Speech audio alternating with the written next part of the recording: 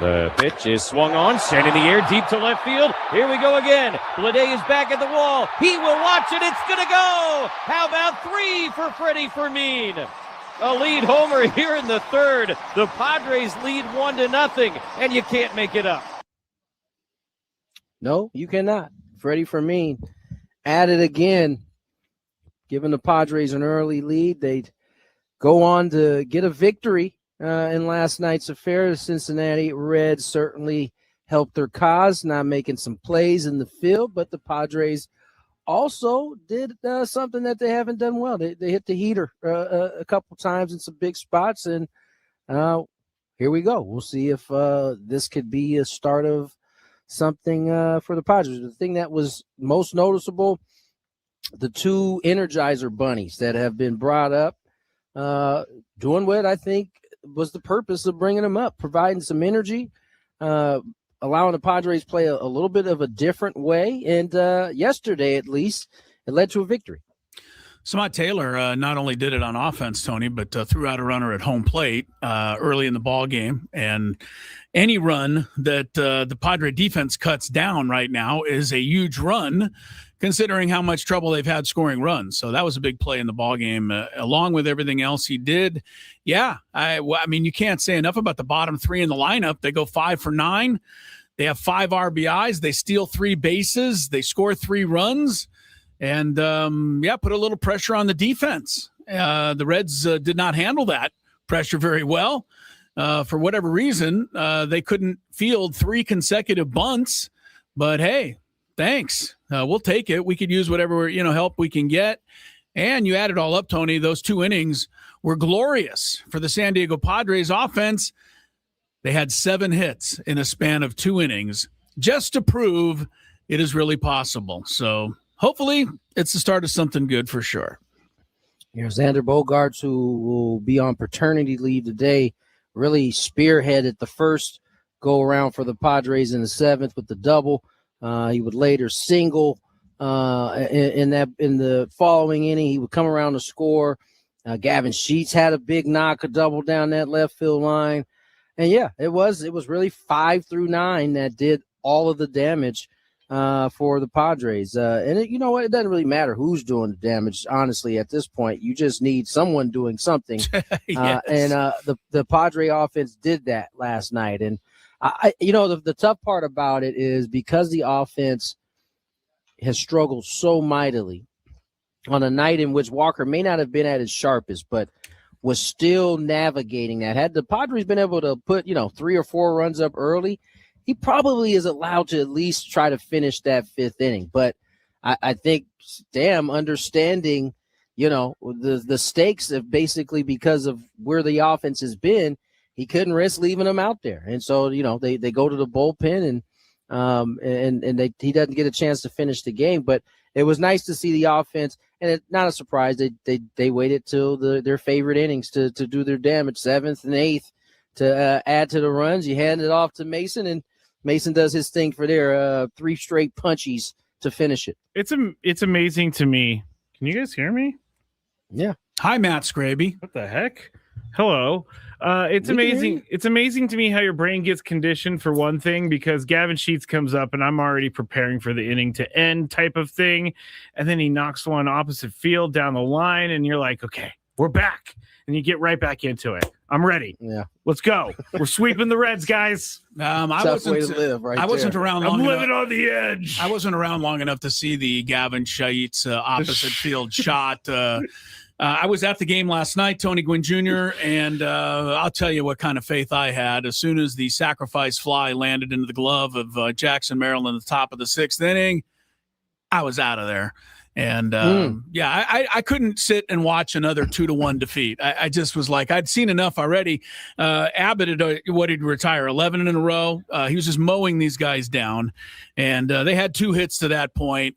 And I thought, I can't watch another one of these. Obviously, I went home and did watch the DVR and was pleasantly surprised. And I agree. I think Xander had the big hit. They had to get a breakthrough hit there. Sheets, a line drive the opposite way. Yeah, that's pretty good hitting against a left-handed pitcher. I don't know that's what he necessarily had in mind. But, you get these kids who have speed. Speed one thing it does, Tony, it puts pressure on defenses. You know that as an outfielder, if you know you got Ricky Henderson trying to go first to third, you're going to have to make a clean play on that ball to get it in time to maybe try to hold him up, and so that puts a little pressure on you now to make a better play. And I thought that's exactly what happened. Bowen put the bunt down, they rushed that. Taylor put a bunt down, they rushed that. Fermin put a bunt down, they rushed that, and they didn't handle any of them. So that turned the game. And look, we just had to get a win, and somehow and to get 9 hits sounds like Mardi Gras. So let's party. Sounds like Mardi Gras. Let's party. Yeah. So the Padres, kind of, at least for one night, have changed the spirits of folks around. ABS first yesterday. My man McLean was out there just feeling really good about himself. Every one of them challenges got all 3 right in the same at bat, 2 back-to-back joints too. This is kind of what Chris was worried about before the year, when he thought guys were just going to continue to challenge until they either ran out of challenges or till they got on base. But that was the first instance, Chris, I thought that looked like something that you were thinking about would happen. I saw that, and I thought all 3 pitches, it's easy to see, right, when you're watching on the center field camera and you got the box there and you see the ball's just out of the strike zone. So I give McLean a lot of credit. I thought those were really good quality pitches by Jason Adams. So I understand why they were originally called strikes. But here's the thing, Tony, it was the 8th inning and the Reds had both of their challenges remaining. So it was something he could try. Look, Samad Taylor is one of the heroes of the game, but he can't be challenging in the bottom of the 5th inning and then walking off the field because he knows it was strike 3. And running, that was our last challenge. The Padres continue to do that to themselves, and it's going to cost them, down the road if it hasn't cost them already. So I think you got to keep the challenge at least 1 for the 8th and 9th inning. And I think the fact that the Reds had 2 was why McLean just thought he would, he had really all that bonus to use. Padres didn't have anything at that point. And if, there would have been a crucial situation and, let's say, Mason Miller makes a pitch in the 9th inning that's on the corner and they call it a ball, you would have had to live with it because we couldn't have overturned it. So I just think that's a little more important than it's made out to be. And, Samad Taylor, sorry, you struck out, go sit down. You can't waste our final challenge there. It's the 5th inning. It's not smart. Clearly he can because they won. Right, because we didn't think about it one time in the 9th inning. I know exactly what you're saying, Tony, but I'm telling you. I'm going to say this. Tony's going to roll his eyes at me, but I'm with Chris on this. There's going to be a certain point in the season where they misuse an ABS challenge that will come back to haunt them. Maybe. But it didn't happen. And if it happens, it happens. It didn't happen last night, so that's good. Xander Bogaerts is gone is it just, do we know it's a 1-day paternity thing? You get it. You're allowed a few days with this, are you not? So. Yeah, I'm not sure. Yeah, well, I don't know. I can't think of a paternity leave that was like 1 day. Usually, I think Shea Langoliers did just because he's on my fantasy team. He did maybe a Sunday and then they had a Monday off, so 2 days. We're back to the ghost in the microphone, aren't we? Chris, in the break, we're going to have you. What happened? I'm hearing the ghost in the microphone. The win. What else you guys got? I'll say this. That yesterday on Braden's show, I said multiple times, Padres are not going to win many games if they're going to throw out a Jace Bowen, Samad Taylor, Jackson Merrill outfield. It's just not going to happen. They're not going to do it. They must have been listening because those 2 guys were the key to the win last night. It's not going to happen. Who would you rather them throw in the outfield right now, to be honest with you? They don't have anybody else. This argument came in a discussion about how they need to go make a trade today. Okay. For someone in the outfield. So that's why I was saying. Hey, look, those guys did a really nice job last night and they turned the game. And if you do it on defense like Samad Taylor did, that's just as important as anything else. And be able to steal 3 bases and score those runs, knock in 5. That's a big contribution for a couple of young players like that last night. You had to be really excited by that. And I think you got to stay with it. the trade is probably coming. Tony talked about it yesterday, right? I mean, the fact of the matter is you still are where you are. One win doesn't necessarily change everything. And they're probably going to have to make a trade and make some moves. But look, these kids are come in to give us a shot in the arm, and that's what they did last night. Let's give them credit. I'm glad Chris said that, because let's not mistake this for anything more. That is the whole purpose of them being up. They didn't bring them up to sit on the bench. They brought them up to be a spark. And how long is the spark going to last? I don't think we know, but the point of bringing them up was we needed to inject some type of energy, whether that was through the different style of play that both of them have compared to maybe some of the other reserve guys we have, that they are serving their purpose right now. And so we talk about it often, right? When camp breaks, it's like, hey, man, we're going to need all 40 of these guys to come on up and do something. This is a part of that. Now, Samad Taylor, Jace Bowen have come up. They've had some impact the last couple of nights. We want it to last as long as possible. But as Chris said, you're not going to convince me that AJ Preller doesn't have something coming up his sleeve. I don't know when that's going to be, but I feel pretty confident in that. It's in his track record. Yeah, for sure. And like we said, it's a win last night. We're happy about it. I almost made it through the whole segment without mentioning that Manny and Maryland Fernando went 0 for 12 because we won. And what's going on here? Did I just trigger something by saying that? I apologize. That was the Manny Fernando Merrill ghost. What in the world is happening? Back at me, I guess. What is happening? We've never played that bad ever. Can't imagine where that came from. But honestly, let's get to break. I don't know what just happened. Let's get to break. This Brendan Sorsby story is taking many turns. Yeah. Now there are some folks in that Big Ten quite upset. They're talking some extreme lengths here. We'll talk about it on the other side. More Gwynn and Chris. Tune in.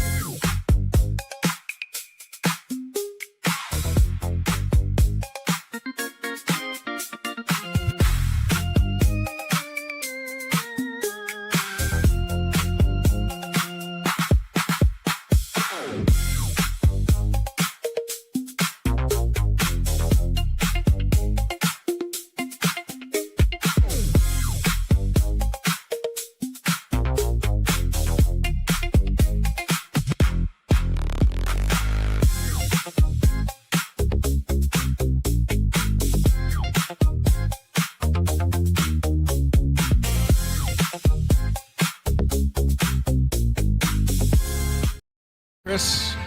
Tuesday get-together at 2:18. All guests on the program will join us on the SDCC fan hotline. It's not big bank banking. It's better. Tony Gwynn Jr. down at Petco Park.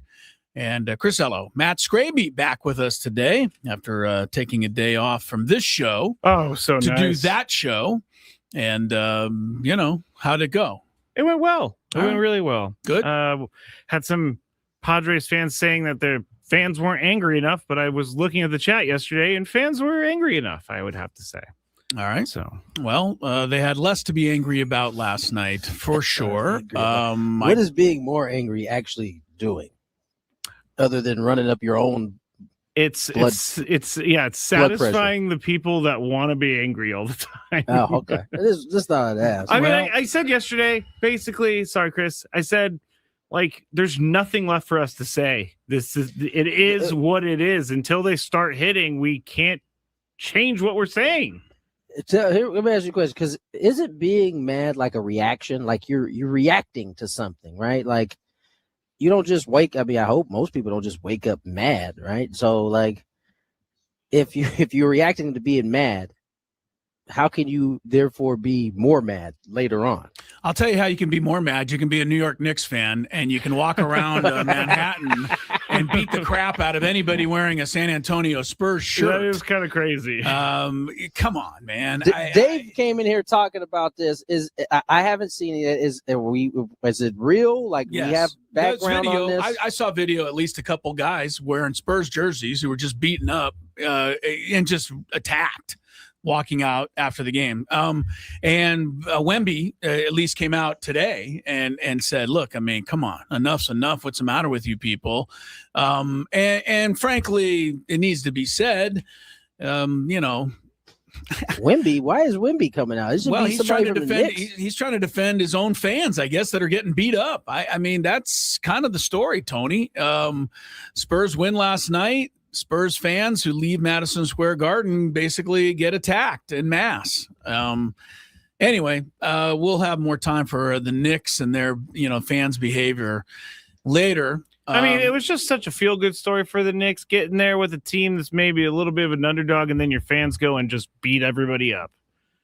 It's just not good. Well, it's not a good look for us as a society. I think we all have to almost wear that one a little bit, unfortunately, because of the behavior of some people. We see this. We see the same thing here in San Diego with the Padres and Dodgers. Yes, we do. It's sad for sure. Yeah, it's on a bigger stage right now because it's the NBA Finals. There's a camera everywhere, and you're gonna hear about it. So yeah. Anyway, this whole Brendan Sorsby thing, you brought it up, Tony. We talked about it at length yesterday. We didn't get a chance to get all of it yesterday because some of it happened after you had already gone to get ready for the broadcast. And look, the story. If we need to repeat it just very briefly for you. He's a young man who bet on games, and admittedly thousands of bets he made, including bets on his own team as a college football player. The NCAA summarily said, you can't do that, and you're not eligible to play because you did that. Texas Tech, which wants this kid to be their quarterback really, really bad, filed all kinds of, paperwork and lawsuits and things on his behalf. And he went out and got lawyered up and whatever, got his guys together. And they found a judge yesterday who said, lo and behold, I'm overturning this because the NCAA doesn't have the right to keep this guy from trying to make a living. And the response from the world of college football at large, Tony, is pretty hardcore. Yeah, I mean, they kind of have taken the opinion that you did yesterday, which is, all right, the judge has made his or her decision. I don't know if it was a guy. Yeah, it's a guy. It has made. And by the way, his life is being turned upside down because people want to know why. What made you come to this decision, sir? Sure. Well, he's got this. He should have expected that to happen in 2026. But I think the schools are looking at it the same way you are, Chris, which is, all right, yeah, the judge made his decision, but the Texas Tech doesn't have to make him the starting quarterback. No. And so now they're putting the pressure on Texas Tech. Basically, listen, anybody, I think Big Ten is basically saying anybody who schedules, you should not be scheduling Texas Tech at all. In any sport, by the way. In any sport. No, they don't want their volleyball team scheduling a game with Texas Tech. Nebraska is specifically one of those teams that is. Well, but everybody's doing it. Georgia's come out and said, whatever games you got scheduled, get rid of them. And then the athletic director came out and was like, "Well, this is about integrity. Spare me on integrity, Georgia." Yeah, I did find that a little bit. I did find that a little bit rich. Do not throw stones at that glass house, Georgia. I did chuckle a little bit when I saw the Big Ten thing pop. I was like, "Yes, you absolutely cannot play this quarterback because he gambles." But if he speeds, by the way, if you speed and kill 12 people, we want you on our defense. Yeah, it's a little hard to feel too sorry for Georgia. But I believe at the moment, Tony, and we'll see the Big 12, which is the conference Texas Tech is in now, all of their ADs met with the commissioner, Brett Yormark, today. They basically, are talking right now, and they say it's going to take a little time to sort it all out and exactly what they feel they can do.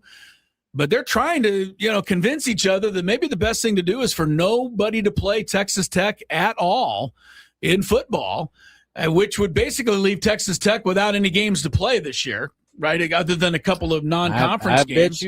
I bet you Sorsby won't be their quarterback very long if that's going to be the case. Yes, he'll go challenge. He'll transfer elsewhere probably, and somebody else will take him. There are some out there that are saying because of the way that their program is set up, Texas Tech, it's basically run by a billionaire who's an oil guy, and so he just has unlimited money for this program. And so people are saying, like, this is why Brendan Sorsby and Texas Tech are fighting, is because he's funding this fight. Oh, of course. What do you think? Brendan Sorsby can afford these lawyers that he got to overturn his decision? So he probably didn't win it much. clearly wasn't good. That's true. Yeah. He had other people gambling for him, but they're saying this could be a very slippery slope into how some programs are run. If you get a billionaire to back you, you are now on another level on top of another level. I don't see that being an issue at all in this situation, because if the teams decide that they don't want to play Texas Tech, you think that donor is going to want to abide by that? He's not going to want the Texas Tech to forfeit a season because they can't find games. You're right. I mean, there are teams that will schedule games. There are teams that will. Yeah, I'm sure, but I'm sure they won't. The Big 12 stays together and says we're not playing Texas Tech this year.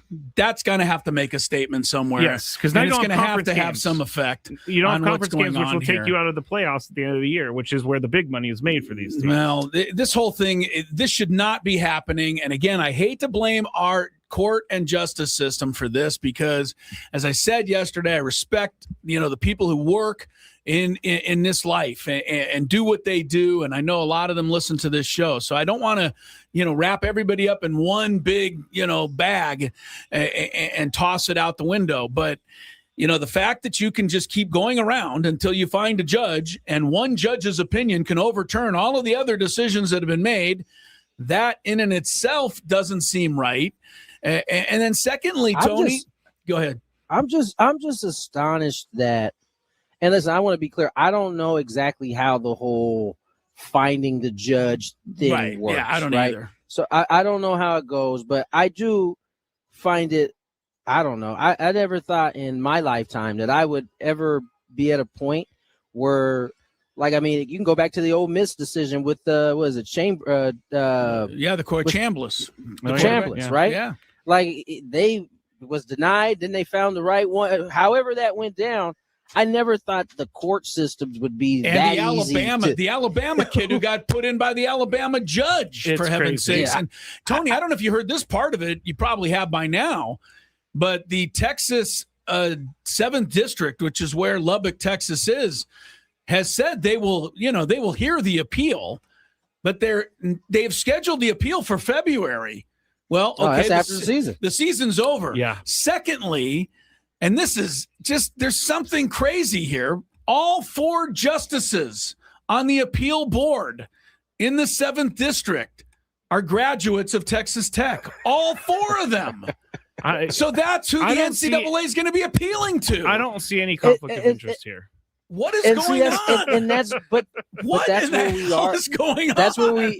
That's where we are now. Is I don't know that has ever been different, right? But there was a time where we didn't. It wasn't a thought that, it doesn't matter. They went to that school. Okay, so what? I can still trust that you're going to make a sound decision, not based off of where you went to school. But there has been so many things that have happened that now allow you to question that. And here we are. This is whether what we're saying is actually true or not in terms of, the judge went to Texas Tech, therefore he made the decision he made. The fact that we now have space to do it because of other behaviors in the past, I think really sucks. Yeah, it does. We have allowed everything to be called into question, and it goes all the way to the highest office in this country because and this is not trying to be political at all, so don't read into it, but that's pretty much the argument from the top, is that nothing's what it seems. Nothing is what they say it is. We can't believe election results. We can't believe. Okay. All right. Am I wrong? You're not wrong, but those claims are being made. You're making Scraby quite uncomfortable. When we get into the election results, I'm like, okay, wait a second. We're going down a news talk path. The point I'm trying to make is to piggyback on what Tony says. We are now in a situation where we find it hard to take at face value almost anything. And that's too bad. That's what he said. It sucks. And I'm saying it sucks as well. It's too bad. I'm not disagreeing with you. I can tell you how this could be solved very quick. Like quickest ever. Don't let him play. Solution. That's how it would be solved. No, Brendan Sorsby could be like, hey, this is causing a lot of problems for a lot of people. Why don't I just not play? Because you know what? I just went to rehab. And in rehab, I learned to be accountable for my actions. I have no faith in that. I have no faith in that either. Yeah. Well, so this guy is more important than the entire history of sports? The fact that he was willing to get a lawyer to fight this in the first place is kind of all I need to know. What I'm really been desperate to find here, as I saw a quote earlier today from the Texas Tech athletic director, and I know whoever that is. I know he has to be just going. His explanation for why they support this kid. What was it? Is that's why I want to read it, but I read it once and I was obviously rolled my eyes, but I wanted to read it again and I can't. I think I know what he said. He basically is saying that they're turning their back on a kid that's in peril right now with his mental health. Something like that. Yeah. He doesn't need football to not be in peril, though. Like, he can, be surrounded by people who, care. I don't remember who wrote it, but I've been reading a lot of these articles because this story fascinates me. And one guy said, it's very simple. It's not a right to play football. Exactly. It's a privilege. It's a privilege to play. You're not sports. born in it. It doesn't say in your birth certificate you're allowed to play football because you were born in the United States. It doesn't happen that way. It's phenomenal that the judge ruled this. It is, but it's phenomenal that we've gotten even to this point. And it looks like the only course of action that other teams around college football feel they have is to say we're not going to play against that quarterback. I don't know what else is available to them. There's no appeal until February, and Texas Tech is darn well planning to play him, it sounds like. So other teams are going to say, hey, this is what we have to do. It'd be interesting to see if push actually comes to shove here. Straight, we got to stretch just like another minute, don't we? We're good. Because what we have on the other side? I don't want Adam coming at me, sir. Oh, was he coming at you guys yesterday? No. I did something yesterday on the show. Here, I'll stretch it for a minute, Tony. I did something on the show yesterday that I yell at Chris all the time about. And I realized that the more time I spend in that chair, the more I realize that I yell at Chris for things that I do as well, which is forget to give out prizes or forget to do this or forget to read that. So I apologize, Chris, for some of the times that I come at you. A little self-reflection there. Yeah, if I'm going to come at Brendan Sorsby for being non-accountable, I'm going to be accountable for my actions. Apology not accepted. Fine, we're back to it. That's right. All right, Fantabulous. Next. Oh. The biggest guests in San Diego.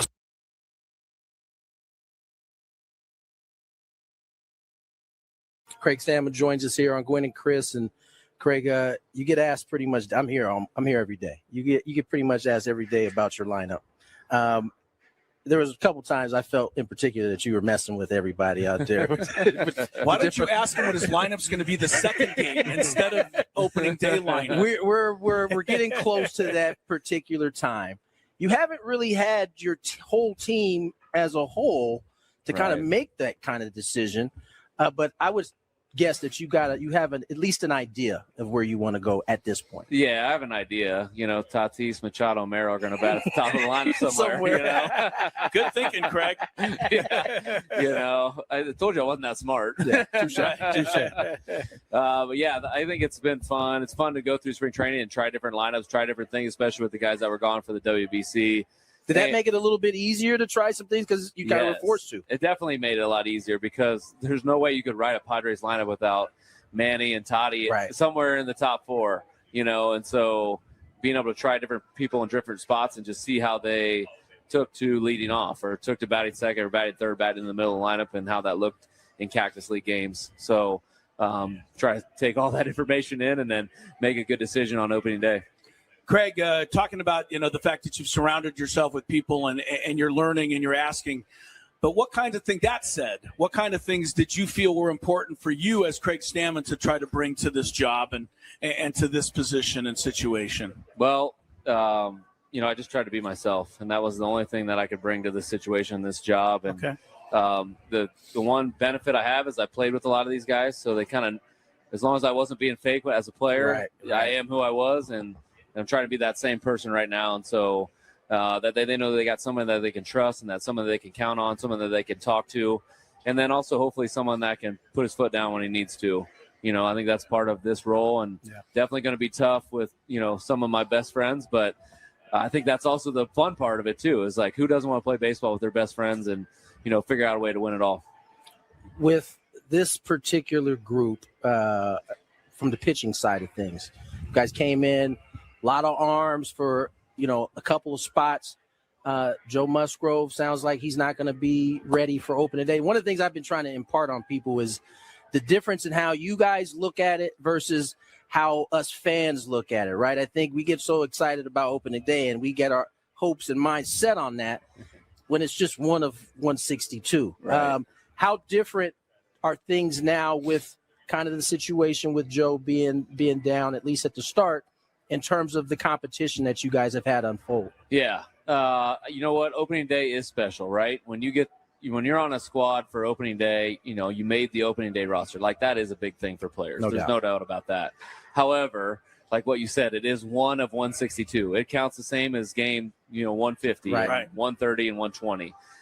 So we want our best team for the majority of the season, not just on day one. And looking at the pitching staff specifically, we've got a lot of guys that have track records of pitching well in the big leagues, and they're competing for spots in our rotation right now and in the bullpen. And so, we're going to try to keep those guys around as long as we can and give them opportunities throughout the rest of spring training, and then, see where we're at opening day and, go from there. But, so far those guys have pitched really well outside of maybe a few snafus, but, they're in a good spot right now and ready to help us. Do you have someone in mind for opening day already? We have, several pitchers in mind for opening day. It's not going to be you, Tony. Yeah, I can guarantee they're going to be me. Yeah, we got some good pitchers. That's a good thing. We have choices. There you go. Many Fair guys enough. that could do it. I know we're wrapping this up, and I know you have a lot to do. I want to try to get one question in that hopefully you haven't heard a lot. Have you thought about your first trip out to argue with an umpire in a major situation? Not just chirping, but I mean, something where you got to get out there and really make it happen. If so, have you asked anybody for any ideas or dreamed about how that might look? It ain't going to look good if it's scripted, put it that way. Okay. So, the only thing I'd say is my kids have seen it. Maybe not outside, but my kids have seen it. They know you got it. They saw it this morning. Oh, okay. All right. If the umpires stop listening, then we, dad mode comes out or whatever. But, it'll happen when it happens. Okay. It probably won't be me just getting angry at an umpire. It'll be hopefully me protecting some of our players and showing them that I got their back. Well, Craig, hey, man, we let you get going, man. We appreciate you coming and spending some time with us. Good luck this year. You got a whole city behind you, my friend. Yep, thanks a lot. Appreciate it. Yeah, we've told everybody who'll listen to us that the Craig Stammen we got a chance to know here is going to be in a perfect situation. So we wish you the best. Helps. We got a lot of good players, so we'll be fine. No doubt. That's true. Craig Stammen joins us here on Gwynn and Chris. And Craig, you get asked pretty much. I'm here every day. You get pretty much asked every day about your lineup. There was a couple times I felt in particular that you were messing with everybody out there. Why don't you ask him what his lineup's going to be the second game instead of opening day lineup? We're getting close to that particular time. You know what that means, ladies and gentlemen? We have ourselves a lineup. It's an interesting lineup. You're not going to recognize this one, people. This one is out there, and it doesn't mean it won't work. I'm just saying this is a little different. Go ahead, Scrape. All right, leading off, I'll do it. Leading off, playing second base, Fernando Tatis Jr. Batting second, playing center field, Jackson Merrill. Playing third, batting third, Manny Machado. Gavin Sheets playing first. He's not DHing because he's playing first, but he's cleaning up. DHing is Will Wagner, who just recently got called up for the bogey paternity. Left field, Samad Taylor. Right field, Bryce Johnson. Then Freddy Fermin for fourth day in a row with the hot hand. And then Sungmoon Song playing shortstop in the 9th spot. I'm not sure what Will Wagner did last year to earn a spot in the 5th hole today, but hey, hit 256. In his brief career, only hit a $133 for the Padres last year. So, Tony, we're going to just plug thought? him right in the middle there. I don't know. I don't know that that's fair. I mean, is it? Chase Bowen didn't do anything last year to deserve a spot, but he's up here doing he well. He didn't bat 5th, Tony, in his first game. 5th. Would he bat 6th, 7th? I think he was 7th might be different than 5th. I mean, does it really matter? Yes, it matters. Does it really matter? Okay, let me ask you this. No, wait, hold up. Who would you put 5th then? Freddie Fermin, the hottest hitter on the planet. Get out of here with that. Freddie Fermin bat 5th, and you're making the argument that it shouldn't be Will Wagner? Come on. Nah, I don't know. I say move Manny Machado to 9th, Fermin up to 3rd.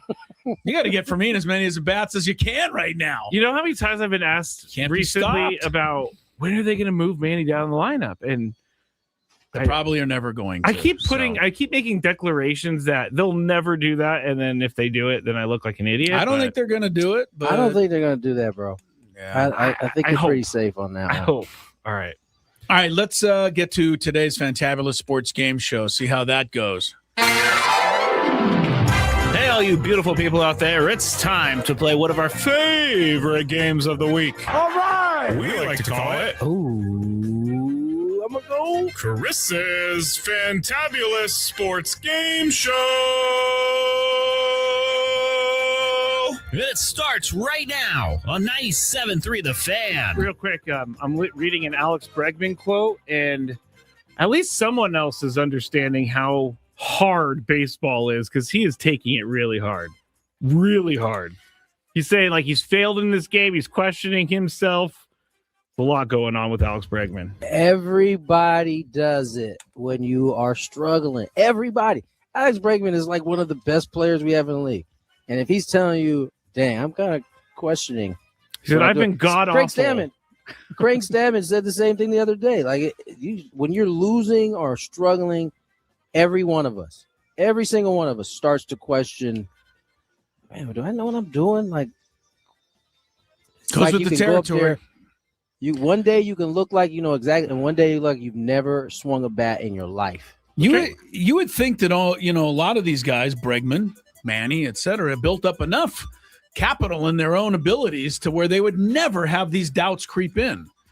But they have to have them creep in when you're hitting like this. You have to. That's the human experience. Like, let's take baseball out of the equation. I mean, anything we do as a job or something we have to do frequently that there's maybe some high pressure involved in it, there's always some doubt. I don't know that I think that's not specific to baseball. I think that's just all of our human nature. I feel doubt and dread every time I play this game, Chris.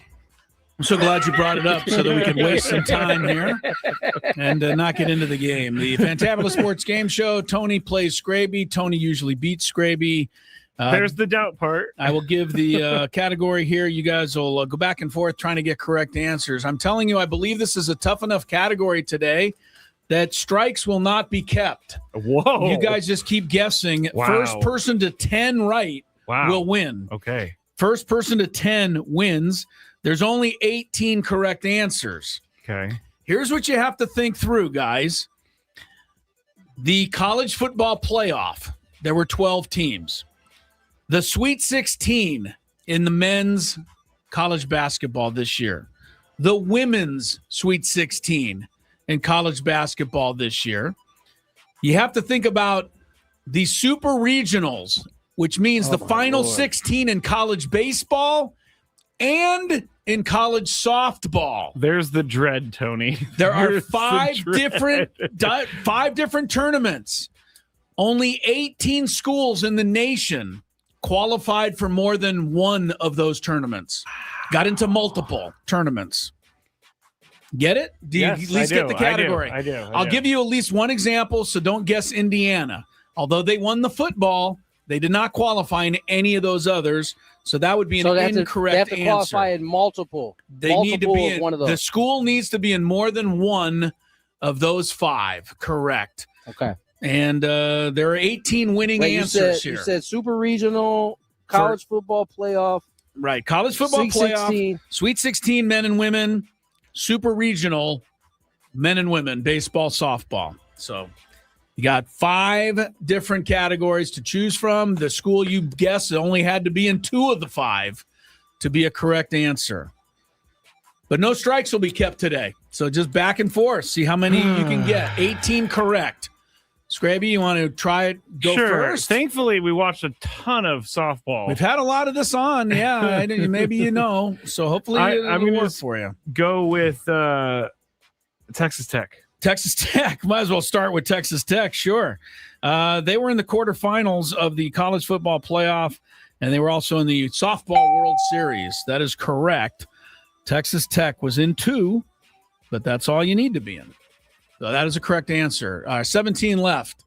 A school that was in multiple championship round sports, Tony, this year. USC.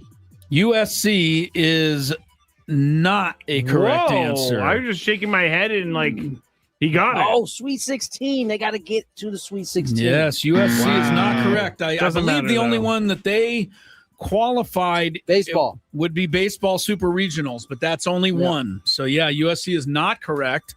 Scraby, well, this is common. You get an early lead, and you have the early lead again. I don't like it when you say. Let's see what you do with it. I am going to go with UCLA. You're going to try UCLA. Baseball and women's basketball. Pretty good. They didn't make the super regional in baseball. What? They were eliminated, but luckily for you, they made the super regional in softball. Oh, yeah, that's what I meant. And they won the women's basketball championship. So UCLA is correct. Scraby leads 2-0. Tony Gwynn Jr. down in the early going here. 16 correct answers remaining. Schools that made the final Sweet 16 in their respective sports need to be twice. Texas. Texas didn't mess around. They were in 4 of the 5. The only one Texas didn't qualify for was the one people thought for sure they would, which was the college football playoff. They did not get into that, but they made the Sweet 16 in men's, Final 4 in women's, World Series in baseball, and they won the softball championships. Texas has been pretty successful. All right, 2-1. I will go with Oklahoma. Oklahoma, very good, Scraby. They've also been in 4 of the 5. The only one that Oklahoma missed was the men's Sweet 16 in college basketball. Sooners, Boomer Sooners. 3-1. Scraby's got the lead. Tony, looking for multiple qualifications by NCAA teams in the Sweet 16 of these sports. Duke. Duke. All right, Tony's pulling through. Duke has been in 3 of the 5. They were in the they were in the Elite 8 in both the men's and women's basketball. They were in the super regionals and softball. Duke is correct. 3-2, 5 down. 13 correct answers to go. We're racing to 10. Scraby, you've got the lead. What about Alabama? Why not Alabama? They've been in 4 of the 5. That's correct. Football, men's basketball, Sweet 16. Baseball World Series, softball World Series for Alabama. So Scraby leads 4-2. There are 12 correct answers remaining. I will tell you right now, it's going to get a little tougher. Of the 12 answers remaining, 10 made exactly 2 of these. 1 made 3. So you got all the big ones right now out of the way. Tony, who you got? Down 4-2. Scraby with a lead. Notre Dame. Notre Dame Fighting Irish is always a good guess, except for this time. Whoa. Notre Dame made it only to the women's basketball Elite Eight. That is the only place they score here. They did not make the college football playoff, as we recall. They were snubbed in their mind. Yes. Scraby, you got a nice lead now, 4-2. This is when Let's see what you can do with it. Looking for teams that made Sweet 16, college football playoff, baseball, and softball regional championships. I am just hoping. I'm hoping that Georgia is on this list. Georgia made 3 of them, Scraby. That's the one with 3. Very good. Football, baseball, they're in the World Series right now. They were also in the Super Regionals in softball. But don't tell them about integrity, Chris. No, we will not tell them about integrity. 5-2. Scraby's halfway home. Tony going to have to come from way behind today, but we've seen him do it before. Yes, that's true. Mr. Gwynn. Mr. Gwynn is in deep thought now because he knows it's kind of in trouble. Looking for a team to make 2 of the 5. Sweet 16s. 2 of the 5. Yeah, this is tough. I knew this was a tough category, so that's why I took the strikes out of it today. Anthony's racking his brain, trying to think who was in the football playoff, who was in the Sweet 16, in the college baseball, who's in the softball, which just concluded. Are you going to demand an answer at any point? No. Tony's my friend. He can have as much time as he needs. What a jerk. Man. Well, he's going to guess here shortly. He's got to guess somebody. This is way tougher than I thought. How about Tennessee? Tennessee Volunteers. Correct. Dang it. Elite 8 in basketball and in the softball World Series. Tennessee pulls it out for Tony. We got 10 left. Scraby, you're up 5-3. Got a 2-point lead. Oh, he says. This is a pretty big sports school. I got to think that they made somewhat of a run in some other sport. Ohio State. Yeah, absolutely not. I know you by now, Chris. He sets you up. Ohio State. I knew him by now. Ohio State was in the college football playoff, did not reach any of these other 4. So that is a miss. Gives Tony a chance to close the gap. He's trailing 5-3. There's the long-awaited buzzer. All right, Tony. Who is in the college football playoff or men's and women's Sweet 16? Or baseball, softball Sweet 16? College schools. Man, this is really tough. I probably shouldn't even have gone with this category. I didn't really how tough it's going to be. I'm doing great at it. Doing okay. So it's a fine category. All right, you're happy with it for the moment. Wait till you lose at the end. Well, and then you won't. I think we have anymore. a time running out. Tony, give me a guess. Man. He doesn't want to guess wrong. How about Kentucky? Kentucky. I think Tucky's a Kentucky. Yeah, women's Sweet 16 basketball is their only score. Not correct. Scraby 5-3. What you got? I have just been racking my brain to find the best men's basketball team, and then I would think, would that also go to a women's basketball team? And there is one school that came to mind. UConn. UConn is right. Very good, Scraby. Oh my You're God, playing I well. had that there, and I forgot about the women. You're playing well, Scraby. Men's and women's. Yeah. Basketball. UConn is a correct answer. 6-3. Scraby. Tony Gwynn Jr. needs to find the comeback trail, and he needs to find it quickly. Tony needs somebody that made the football playoff. Men's and women's Sweet 16. Crazy. Basketball or baseball and softball. Looking for schools that have done at least 2 of the 5. Arkansas? Going with the sauce. Always go with the sauce. Always go with the sauce, Tony. Sweet 16 men's basketball, women's softball World Series. That is correct. Wow. Sauce keeps you going. 6-4. Scrabe. Finish line is almost in sight, but you're not there yet. What do you got? College team that had success in 2 of these 5 sports this calendar or this school year. You know what school always does surprisingly well in sports? I don't know. The Frog. TCU. TCU. Yeah, Braden Surprenant's team. Women's Elite 8 in college basketball. And that's it for them. Yeah, I didn't know. So TCU's a no. Didn't know. Tony, back within 2. Is there a comeback coming our way? Tony Gwynn Jr., give me a team that was in 2 of these 5. Oh, my gosh. You guys are racking your brains. It's so funny. I'm looking right at the list. I'm like, come on, you guys. They're like right here. It's so easy when you're looking right at it. Does that mean I win this game because we're done? Absolutely not. I said What do you you had to get to 10. Oh, my gosh. You're at 6. We're not going to spend the next 15 minutes guessing colleges we don't know about. I win. Thank you. All right. This guy's trying to crowd himself. This is like when the Chiefs played the Raiders, Chris. Game's over. Chiefs win. Game's over.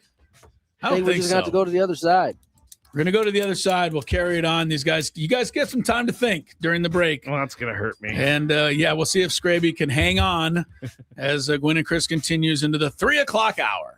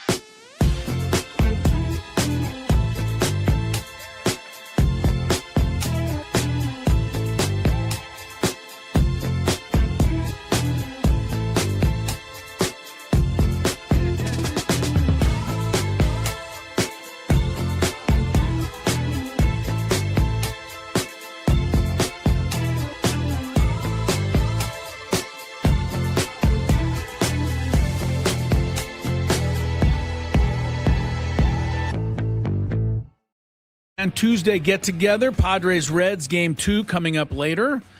Chase Burns, fireballing right-hander, will throw for the Reds. And Giolito for the Padres. Oh, you were looking for the Did you forget for a second? I was looking for the Padres pitcher there. Giolito will throw tonight for the Padres. Padres took game 1 of the series 6-2 last night. All right, we are in the middle of the Fantabulous Sports Game Show today. This is a tough one. Scraby leads 6-4. First player to 10 wins. And there are 8 correct answers left.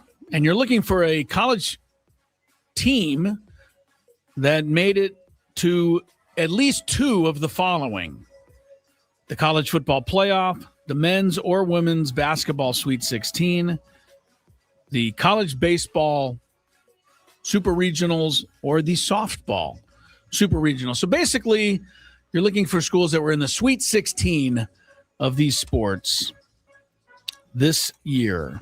And Scraby's got 6 right. Tony's got 4. It's Tony's turn. You guys have had some time to think. Maybe that'll help down the stretch. Here we go. Tony, your turn when we left off. I'm struggling with this one. Still struggling, he says. How about Virginia? Virginia, I can give you a quick on Virginia. They made it to the women's Sweet 16 of basketball. That's it for Virginia. Scraby. I just honestly, I don't even know. But Want to pass? I'm just gonna think SEC. Okay, I'm thinking out loud. SEC teams are usually good at baseball. Okay. Ole Miss, they were in the college football playoff. And they're in the College Baseball World Series. Correct. Oh, I can't stand this. Scraby is just getting lucky out of his rear end. no, right I 7-4. remembered that Ole Miss was in the college football playoff. I did not realize they were in the World Series. I thought it was going to be softball or something. They are That's in the my World point. Series. That's my point, Tony. 7-4. Scraby, you're closing in on a victory. Tony. Once again. Nebraska. Tony says very resigned. That is correct.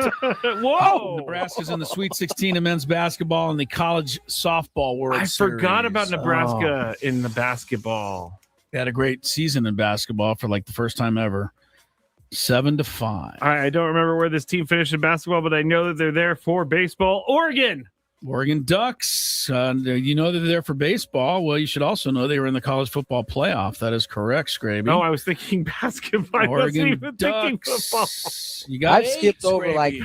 I think what's irritating me more is I've skipped over at least 4 that Scraby has used because I couldn't think of the other sport that they got in, and he's nailed it. He's getting them.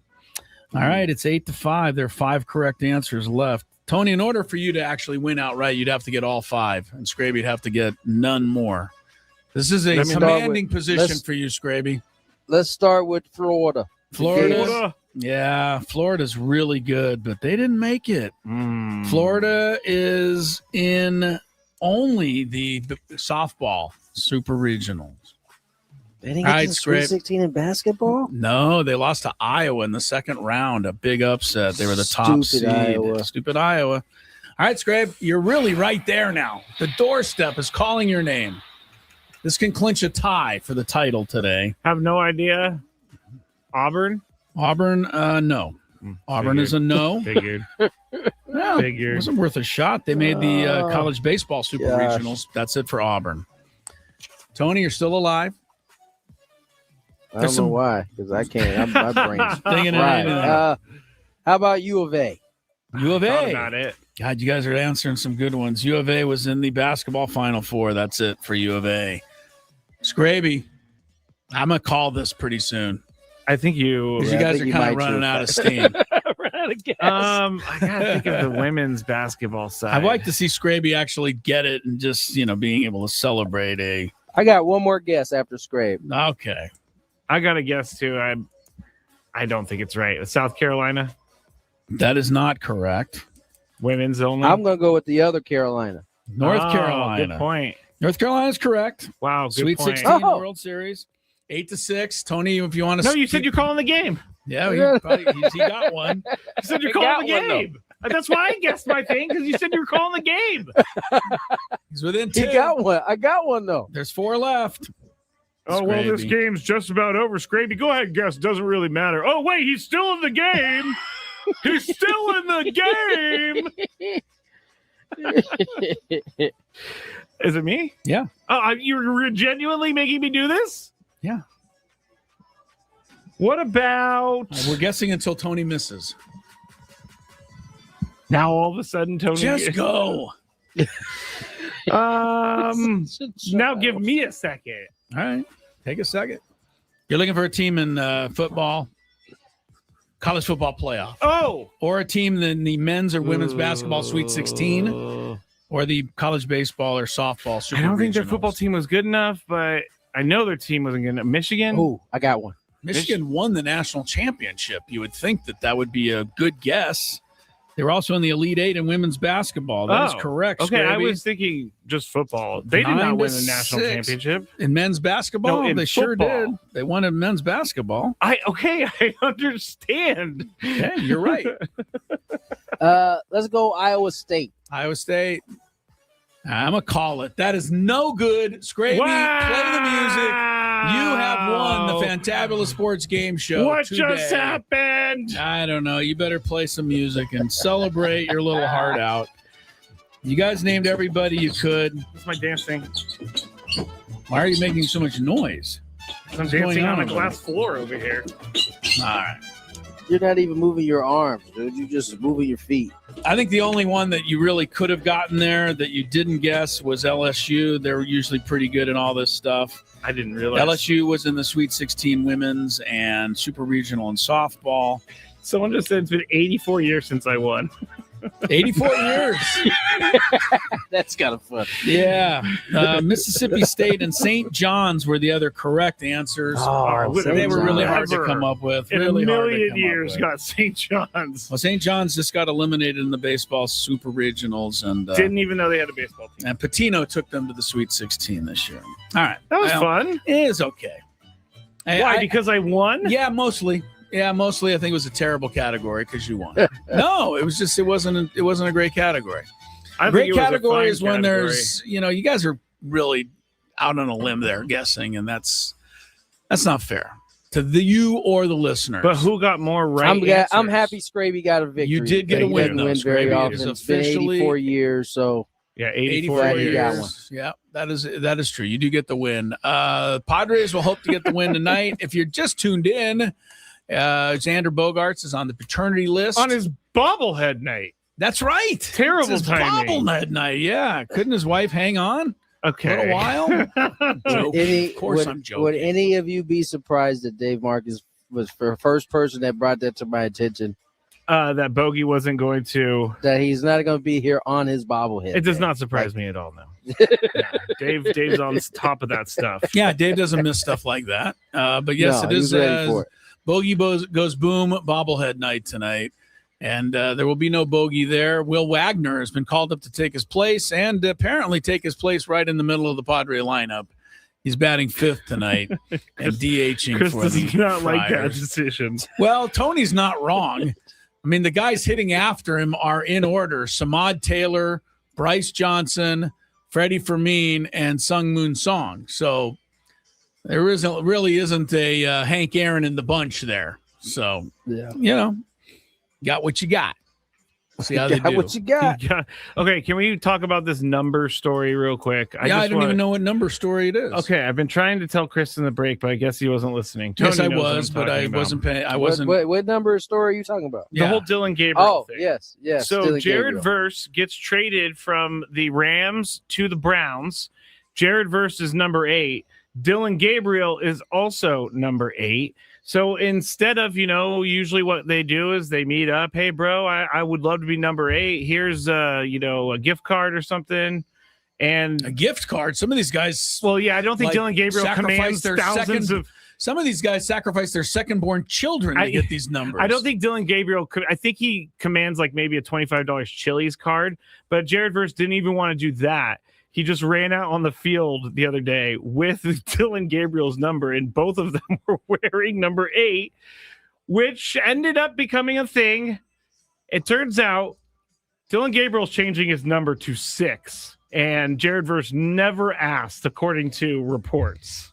So he's making his. He's just making it happen. He's making his presence felt there right off the bat. That's not a real great way to ingratiate yourself to your teammates. Here's my take. Let me give you my take on this real quick. My take is typically when you're talking jersey number, there's multiple people involved other than the jersey itself, right?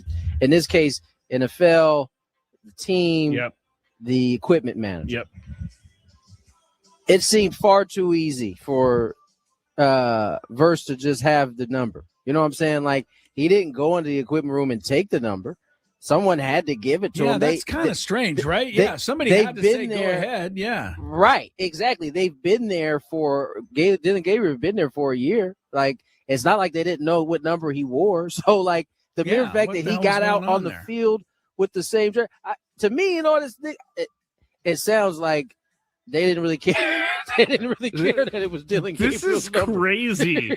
Like, I know he's just Dylan Gabriel, but you got to show a tiny bit of respect that he wore that number for the team last year. It sounds like to me, guys.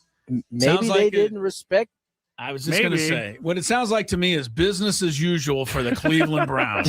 They're like, that's what it sounds like to me. Oh, someone has that number. Who is it? They look at it. Oh, Dylan doesn't care. Go ahead, Jared. You wear it. We'll figure it out. I'm sure he won't say anything to you. Yeah, he'll be good. He won't even notice.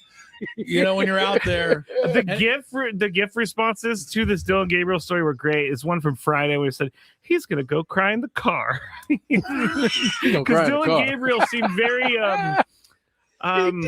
he seems very depressed about this number thing. It just jacked his number. Real quick before I get out of here, because I gotta go. I know Scraby had some questions, I assume, on the cut off yesterday, center field. No one at first base. Yeah, top of the 6th inning, Ty France wasn't there. He had to run back. Fernando chased him down. There was no one covering first. What happened? So the real answer on that particular play is that really no one's wrong. I think Toddy, as an outfielder, was recognizing, ain't no way this ball's going home. It's too deep. I think Ty, as a first baseman, was doing the technical thing there, which first baseman is the cut man for that play. He's the cutoff man. But that ball was so deep that there really wasn't a play at home. So Toddy, who would normally, and if it was shallower, have to be the guy at first. He would round and come around the back door and be there in at first base. But because it was so deep and Toddy recognizing, like, ain't no way we got to play at home, he stayed there. So technically, no one was in the wrong. And had it been done right, the guy who was at first wouldn't have got off that far. He got off as far as he did because he knew no one was at first. I agree. So if Toddy was in spot, he probably would have got off 2 or 3 steps and would have come right back. So yeah, I wasn't questioning. I just didn't know this. There's only one player in Major League history who might have snuck in and made that play from right field. Who's that? You'd really have to be alert and hustling like crazy. Pete Rose, somebody like that, would have maybe run in. He would have? He might have tried. I could see. But that would be a crazy thing if you saw an outfielder come all the way in. That would be crazy. To back up and play first base. But Tony's right. There was no fault on that play. All right. Yeah. Didn't cost them. They won the game. We move on. There was one pretty funny play, Tony, before you go. I got to get your thoughts. Real quick. Reds have the guy at first, the rookie. What's his name, Arroyo? Yeah, Edwin Arroyo, Okay, yes. He's on first base. The count goes to 3-2 on the batter. I think it was done. He starts like him 12 times in a row, Terry Francona. He barely could even get back to the base after the last foul ball. He's gasping for air. I'm sitting there, and we're going, they can't start him again. He can't even run. Well, they do. The guy, whatever, he struck out, and Fermin's throw goes into center field, and the guy makes it up, except for interference was called on the throw. Yeah. And the Reds didn't argue that. So the poor guy was just out. I didn't even think about that. Yeah, they called him out, and he had to walk off the field after all of that running back and forth. I'm 100% telling the strength and conditioning, don't come to me about doing any conditioning for at least a week at this point. I just did 12 wind sprints and then did a real sprint Yeah. and had to come in because I was out. And on then he slid in so happy, you know, he's like, I made it. And then the ump's like, sorry, you're out. And he had to walk off. That was funny. That's a I good mean, point. I felt for that kid, man. I was like, can't Francona just take it off for one pitch? I think this is like maybe his 6th big league game, so I some guess sort he of figures- initiation. I guess he figures he's got endless energy. I mean, they did that the Sun Moon Song in the game in Yep, DC a couple they weeks did. ago, and by the time they threw, he was out because he was probably tired. He was gassed. Yeah. You can only do it so many times. All right. That was crazy. All right, we're going to get into some more stuff as we go along. Obviously, Big Five is coming up. We got some potpourri. We got to talk about the game last night. Tony has to do his stuff down at the ballpark, but Gwynn and Chris will sail on when we return. So stick around.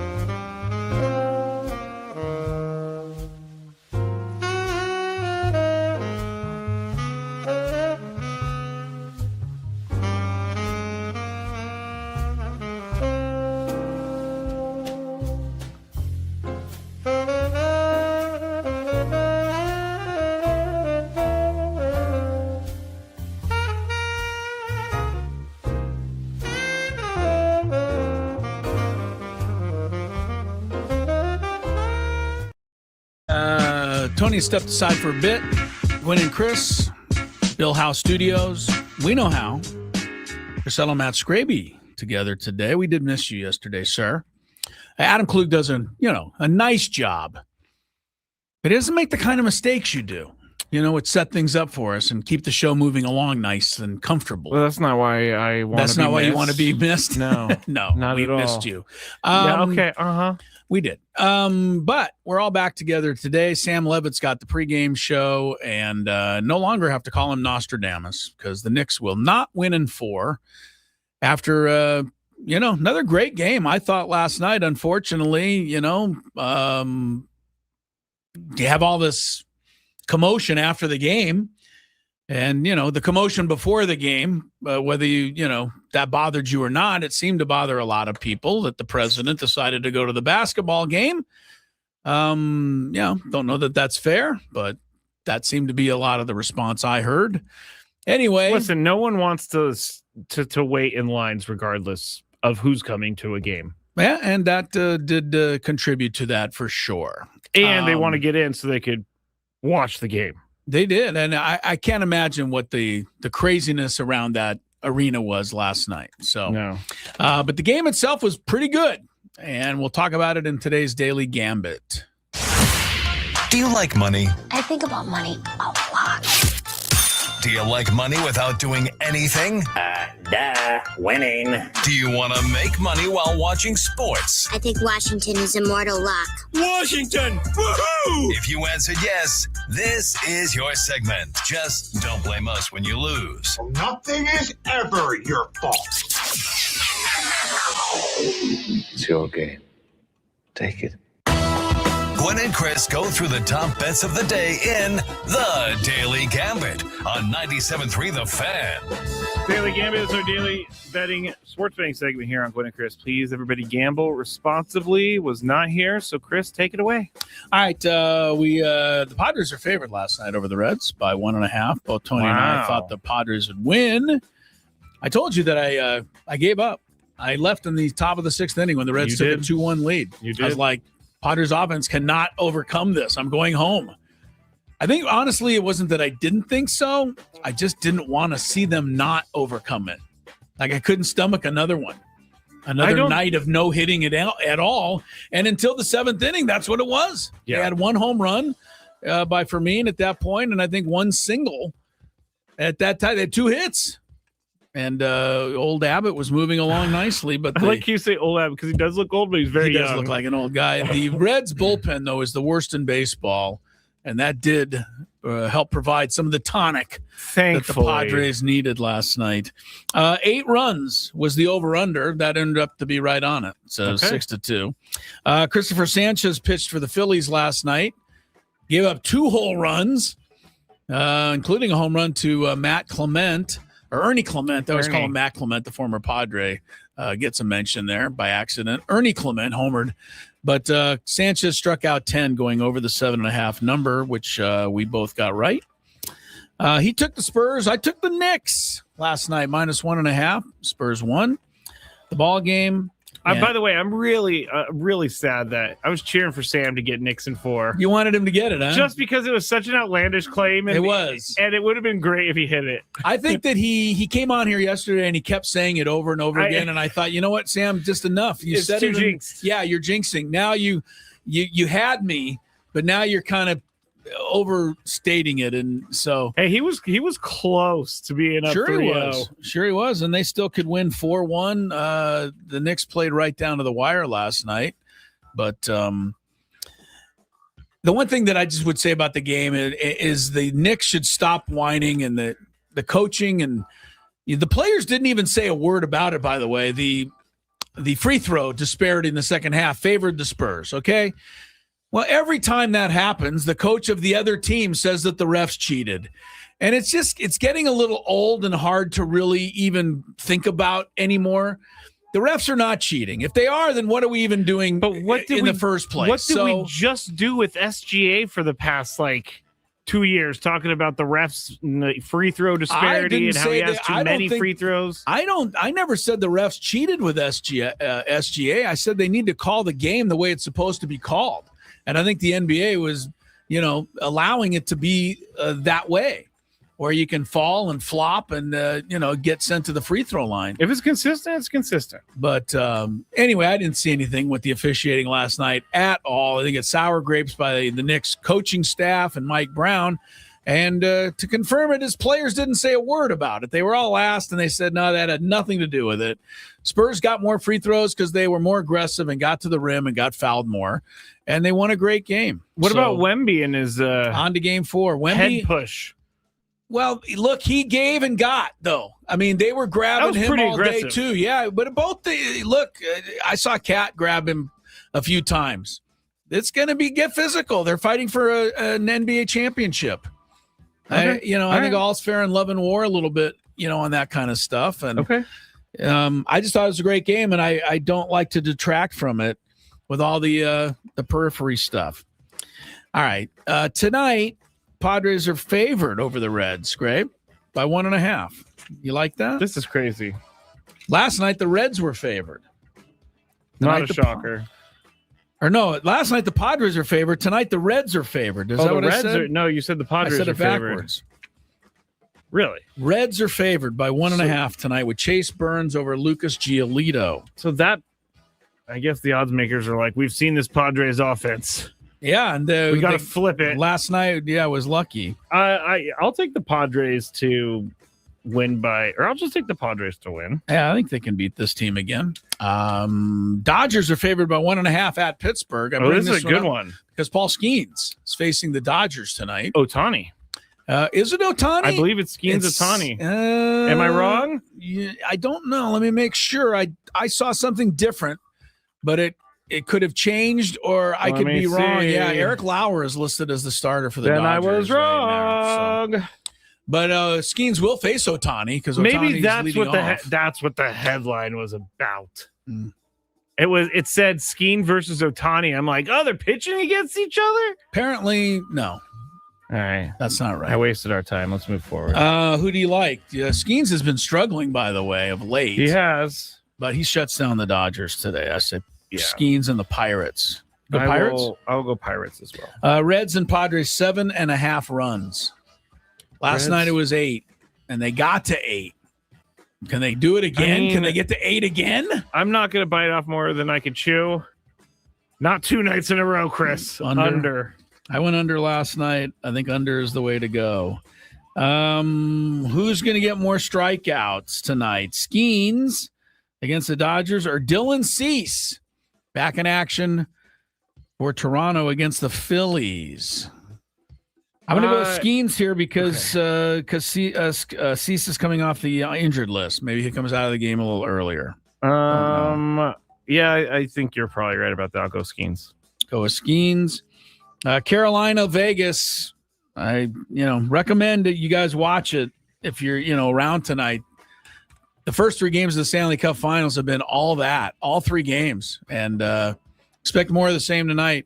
Carolina's favored by 1.5 to tie the series at 2 on the road. Scrape. They have to win, so I'll go Carolina. You're going to go Carolina to tie the series. I'm going to take Vegas. Every game's been 1 goal so far. See no reason why it won't be that way again. All right, that's our daily gambit tonight. We'll see where things go. Coming up, we have a potpourri of fun stuff for you. Scraby's put a lot of it together. But there's a lot of crazy stuff going on in sports today that didn't quite get into the Big Five later. Yeah. So we will touch on some of that when we resume play. Did you see that Caitlin Clark got the last laugh last night? I did, yes. She's been getting roundly criticized very much like so. Every circle, and frankly I'm getting a little bit annoyed by it. Hey, I don't know that she has to be the face of the league, but she is the face of the league, and this comes with the territory. I think the WNBA and the people around it are making a mistake by trying to vilify Caitlin Clark. I don't think that's the right thing to do. But not her. Villain. Not her. Not her. She can just call herself the villain. She's kind of a golden child, but she plays like a villain. See, there you go. And then they focus on it. Every time she pushes somebody, every time she raises her palms up, Every time she has it, look, she yelled it with her coach the other night. They made a big deal out of it. NBA players and stars especially yell and discuss idea changes with their coaches all the time. It's not even a noteworthy story. It's something that sports media likes to do, Chris. We build people up just to bring them back down. So you're saying Caitlin Clark is on the way back down? I guess so. Yeah, maybe I guess that's maybe what I'm saying. You might be right. All right. Well, everything else in the kitchen sink when Gwynn and Chris continues. From the first pitch. And before they try, what is the heat index they're facing? Do we know? Or Well, you could look up the Scoville on a ghost pepper. Yeah. It's one of the world's hottest. There's a couple of hotters. Scoville's the measurement unit. The X pepper and all of that. Thanks for the education, because I did not know. I've allowed milk and bread, but if I was asked, tell us the actual rules of this. Like the rule is, see if you can do it. I guess you guys alternate spoonfuls until one of you can't. One of you can't do it anymore. Yeah. That's not happening. Until you can't do it anymore. I will take and one. The winner, spoonful of Scrady, this. has a jar of a couple of my jars. I think they both are winners if they pass this. I hate to winners. say, yeah. Yeah, of course. There will be no back and forth. There will be one spoonful. Now, this is the one that he has right now. The 38? Maybe. Okay. All right. No, this right here, I've been putting on some of my turkey burgers. Good stuff. This is hot. Okay. Right, we do All it. right, here we go. All right. Let's Adam's do it. ready. This is a There, full away he goes. spoonful He does of have a full spoonful for those listening. There's On no that. doubt. I'm literally sweating watching him That's do a this full right spoon? now. That's a full spoon. All For right. sure. That is a full Down the spoon. hatch we go. All right. And man, he went the whole thing. He did not. He did not trickle that down the throat. He just hasn't reached for the milk yet. Scraby's coming over. When does the heat kick in? Oh, I knew it. When does the heat kick in? Wow. You better go, dude. There goes Scraby. They both Scraby, did it. you swallow that, Scraby? Yeah. That is some good stuff. It's delicious. delicious. We're gonna see Tasty. it. I'm gonna watch you now. I'm feeling it already. I am. Are you? No. He's Adam's feeling good. feeling nothing. All right, so take another spoonful, Adam. You'll win. Oh, come on. Now we're double dipping. He's all you one can't put your spoonful. same That's spoon not in what there. the competition's all about. We always said Spoonful that. too? Yeah, go Oh for it. yeah. I always said that Adam Klug was kind of had a. I at least used a different spoon, no double dipping. All right. I didn't know where. I don't. I Think always it thought matters. Adam Klug had a cold persona, but evidently it's just the opposite. All right. Big He boss is Michael handling Bowles it. in the Wait, YouTube no, chat, dog. by the way. Which way though? You let half of it drip in your hand. Oh, okay. Scraby, where are you? Let me see. Okay. I'm just looking at Adam, and Adam's not having any problem at all. Look at you, Adam. Adam is backed up. College But boy. this I must tell you, Tony, hold on. that Adam has cashed the check. Yeah, he did. Yeah, he did. cashed You said his I wouldn't be check. able to catch I you. did. No, you I cashed sure it, did. man. You cashed proved me it for wrong, my sure. friend. I Scraby, gotta tell you though, this is further proof that whatever we got him with that the tie, tie thing, was yeah, 'cause super weak. this is less than a 10, right? He's over here having a difficult time. You're turning a little red, The tie Scraby. was just as bad. You're turning a This little hit me red. By the way, faster. this is delicious. Oh my Oh, God! he's He's going going there. one. Yes. Come on, Adam. Wow, Delicious. you're gonna have to come back in 6 months with like an 88. Oh. It's 38. We'll have to go with the higher Scoville next time. All right. Oh, wow. Look at this guy. He's talking Drop. trash now. Well, I haven't had a sip of milk or He bread. hasn't even reached for it. No, he doesn't came out even of the need the gates bread. talking trash. All right. All right. Now Hey, I'm man. going to take another one. What? Well, Why you are got you got a doing whole this other to spoon. yourself. No, because I don't want. You want Adam to say He's, he by has the way, sweet sauce, yeah, he baby. get the whole Full get the spoon, same baby. thing that like he's dropping it all in there. Keep the studio clean. It's all anybody's Big worried boss about. Michael watching over here. Come on. Woo, boy, Scrabe, get back in front of the camera. Your face is red, Scrabe, isn't it, Tony? Are you I'm seeing sweating. the same thing? You are sweating. Your face is definitely. Why do you keep doing this? You're not feeling anything? Adam isn't even Anything? moved over I there. feel a 1 or maybe a 2 out of 10 here. Wow. Adam That's ridiculous Klug. because I'm. Wow. Adam Klug is a tough Jamie's son now of a bent gun. over the trash can. No, over I had there. to spit. I was going to say it looks like Adam Klug may be producing the rest of the show because he's fine. Scraby may need Scraby's to going to go bed. get Yeah, assistance. Here's want Frank- the milk, dude. It might Frank work predicted better. that. No. Oh, did he? Frank Scraby's having predicted that. bread. Oh yeah, that Adam would just cruise through this with Frank no problem. predicted this. He did. Frank on the last show. I said know you Adam had would it have like no that. problem. He did. I got a newfound respect from Tony Gwynn Jr. Yes, here. you do. So- all right. So Scraby has the prizes for you, Adam. You have one, a jar of the ghost You can pepper have as much of this salsa. as you want at all And times. the, Yeah. Mr. Lane's Roasty 38 chili powder. You should let me have that chili powder though. I think I do. I think I would do more damage. Started with off this. giving me the mild. And what is before they try, what is the heat index they're facing? Do we know? Or Well, you could look up the Scoville on a ghost pepper. Yeah. It's one of the world's hottest. There's a couple of hotters. Scoville's the Reaper measurement and unit. The X pepper and all of that. Thanks for the education because I did not know. I've allowed milk and bread, but if I was So asked, tell I us would've tell said us the no. actual rules of this. Like The rule want to is see if you can do it, I guess. you guys alternate spoonfuls until one of you can't. That's One of not you can't happening. do it anymore. Yeah, That's not happening. until you can't do it anymore. I will take And one. the winner, spoonful of Scrady, this. has a jar of here it a is. couple of my jars. I think they products. both are winners if they pass Hold on this. one I second. hate to Winners. say, yeah. Yeah, of course. There will be no back and forth. There will be one spoonful. Now This is the one that he has right now. The 38, Maybe. Okay. All right. maybe. this right here, I've been putting on some of my turkey burgers. Good stuff. This is hot. Okay. Right, and we do All it. right, hold on. Here we go. All right. Let's Adam's do it. ready. This is a There, full away he goes. spoonful God, he of does the- have a full spoonful does. for those There's- listening. there's on no that. doubt. I'm literally sweating watching him That's do a this full right now. spoon? That's a full spoon. For All right. sure. That is a full Down the spoon. hatch we go. All All right. right. And man, he went the whole thing. He did not. My He did turn? not trickle that down the throat. He He just hasn't reached for the milk yet. Scraby's.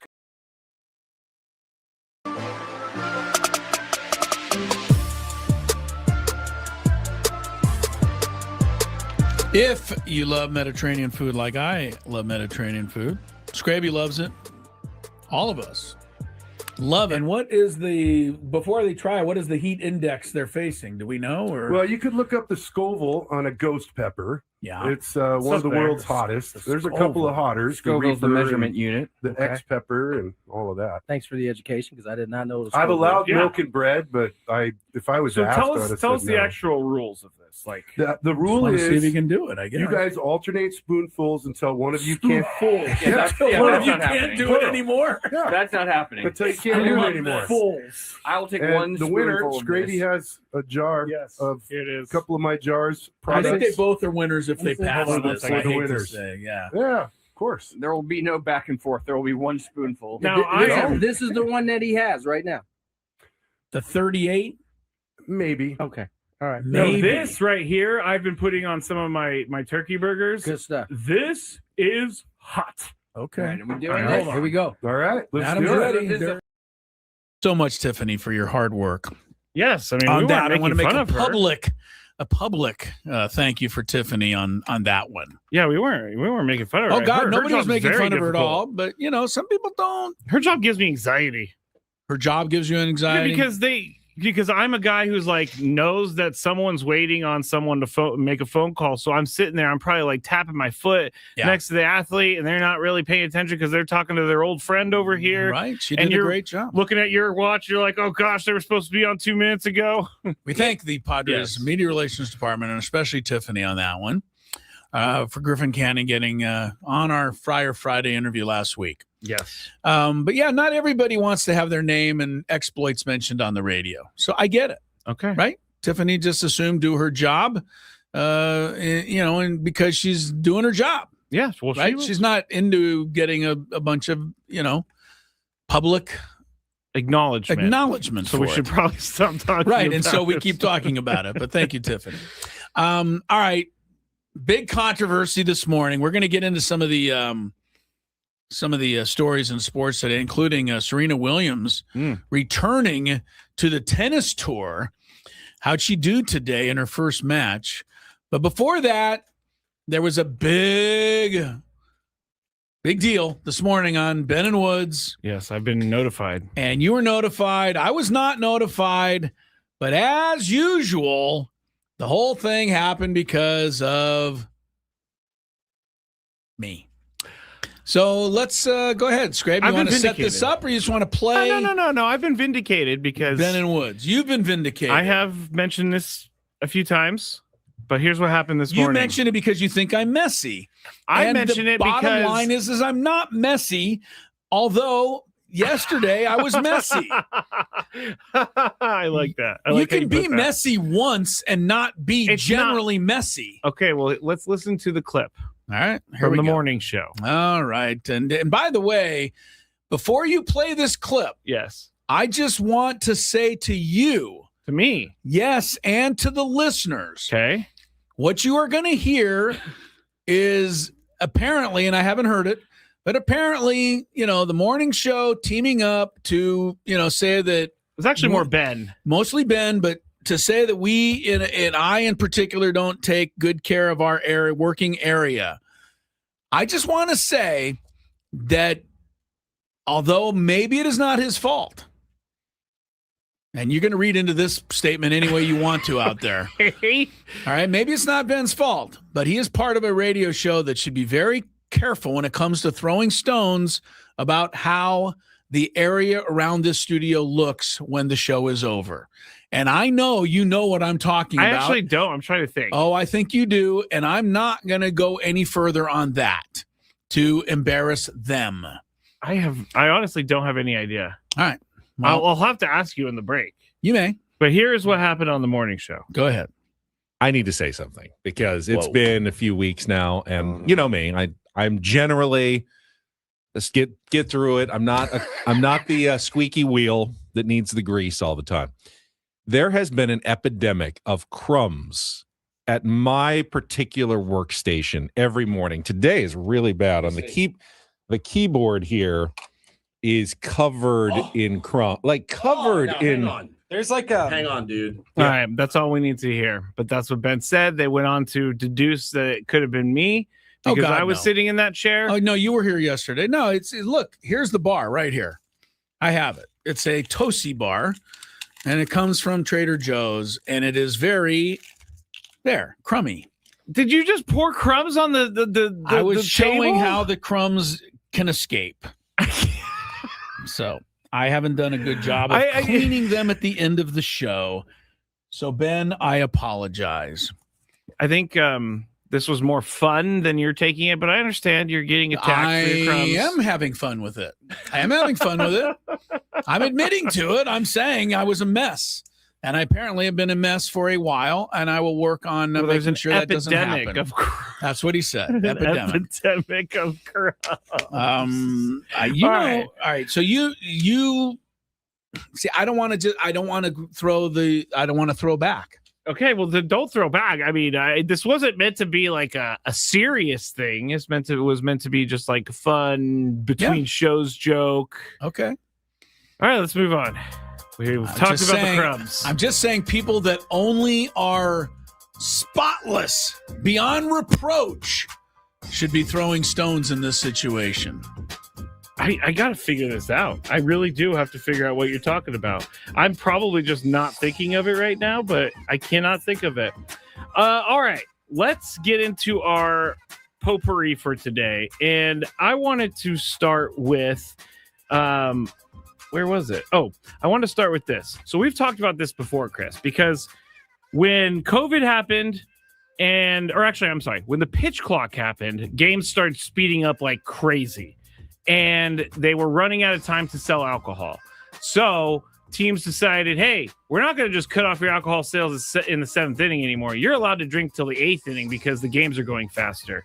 Somewhat similar, when the World Cup is here, states are passing laws that you're allowed to move last call back a few hours if you would like to. So, for example, Massachusetts is going to extend their last call from 2 a.m. to 3 a.m. In Missouri, some places can go from 3 a.m. to 5 a.m. 5 a.m. in Missouri. This is to allow the fans who attend or watch World Cup matches to drink longer after the matches are over. Because a lot of people are here from all over the world, different time zones. Some people stay up late. They try to keep with their clock. So they're just allowing the bars and restaurants, Chris, to make more money.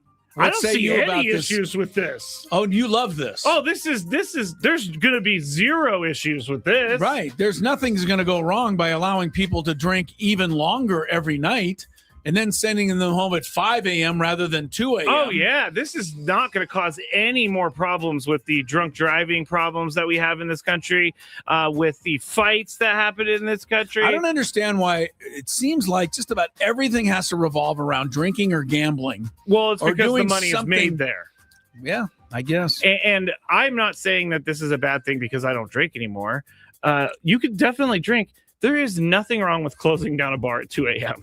There is nothing wrong with it. You do not need to pass a law that says in the month of July, Massachusetts bars could stay open an extra hour. Like, how much money are you going to make off that? I can't say that I disagree with your thought here. As you just said, what can go wrong by extending drinking hours? There's only everything can go wrong. Okay, so that's the only thing that can happen is that bad stuff is more likely to happen because we're going to be able to sell alcohol longer. The Kansas City bars the state of Missouri passed a measure allowing establishments to serve alcohol 23 hours a day during the World Cup.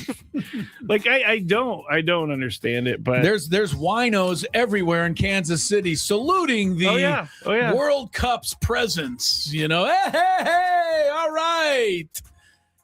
I don't know that this is a great idea. I'm dumbfounded by this. Yeah. I think it's just a little too much. Why doesn't anybody see what we see, Scraby? That by just continuing to promote and advance gambling on sports, and now in this case, to continue to advance and promote more drinking and more alcohol and more access, that it's not going to turn out badly. Yeah, it's just going to. It's going to. I mean, it's already on its way to doing so. This kid from Texas Tech is the first of many poster boys for what's happening in college sports. Mm-hmm. And if you're allowed to now gamble and then just file a lawsuit that says, well, I got to make a living, and the judge is going to say, okay, there's nothing that can curtail athletes from gambling. No. Nothing. No. Every athlete can say, well, the guy at Texas Tech got away with it. I'm good like he is, so let him stop me. We're not going to go down a slippery slope. We are on the slippery slope right now. And I think this alcohol thing is, I'm going to try to be holier than thou here. But honestly, ask yourself, what good can come of allowing guys and gals to take shots till 3:30 or 4 in the morning? I'm not being a jokester here, but it could benefit local business. They can make more money. It's not worth it. I must tell you. Probably not worth it. Number one. Number two, correct me if I'm wrong. In some states, I know in this one particular, if I am a local business and I am making extra money getting you drunk, and you go out and kill somebody, it could be I'm liable. Yes. Or partly liable at least. You can be, yes. Yes. So you're going to tell me the business can make more money. Now, California was not one of these states. By the way. California doesn't have that law. No, it's only about 4 or 5 states right now that are doing this just for the World Cup, but they're still doing it. Oh, no, but my point is correct, that if in California I serve you too much alcohol, I can be liable. Yes. Okay. So the businesses are going to stay open longer. They might make more money, but they're risking way more by sending drunker people out into the streets. That's fair logic. Okay. That's all.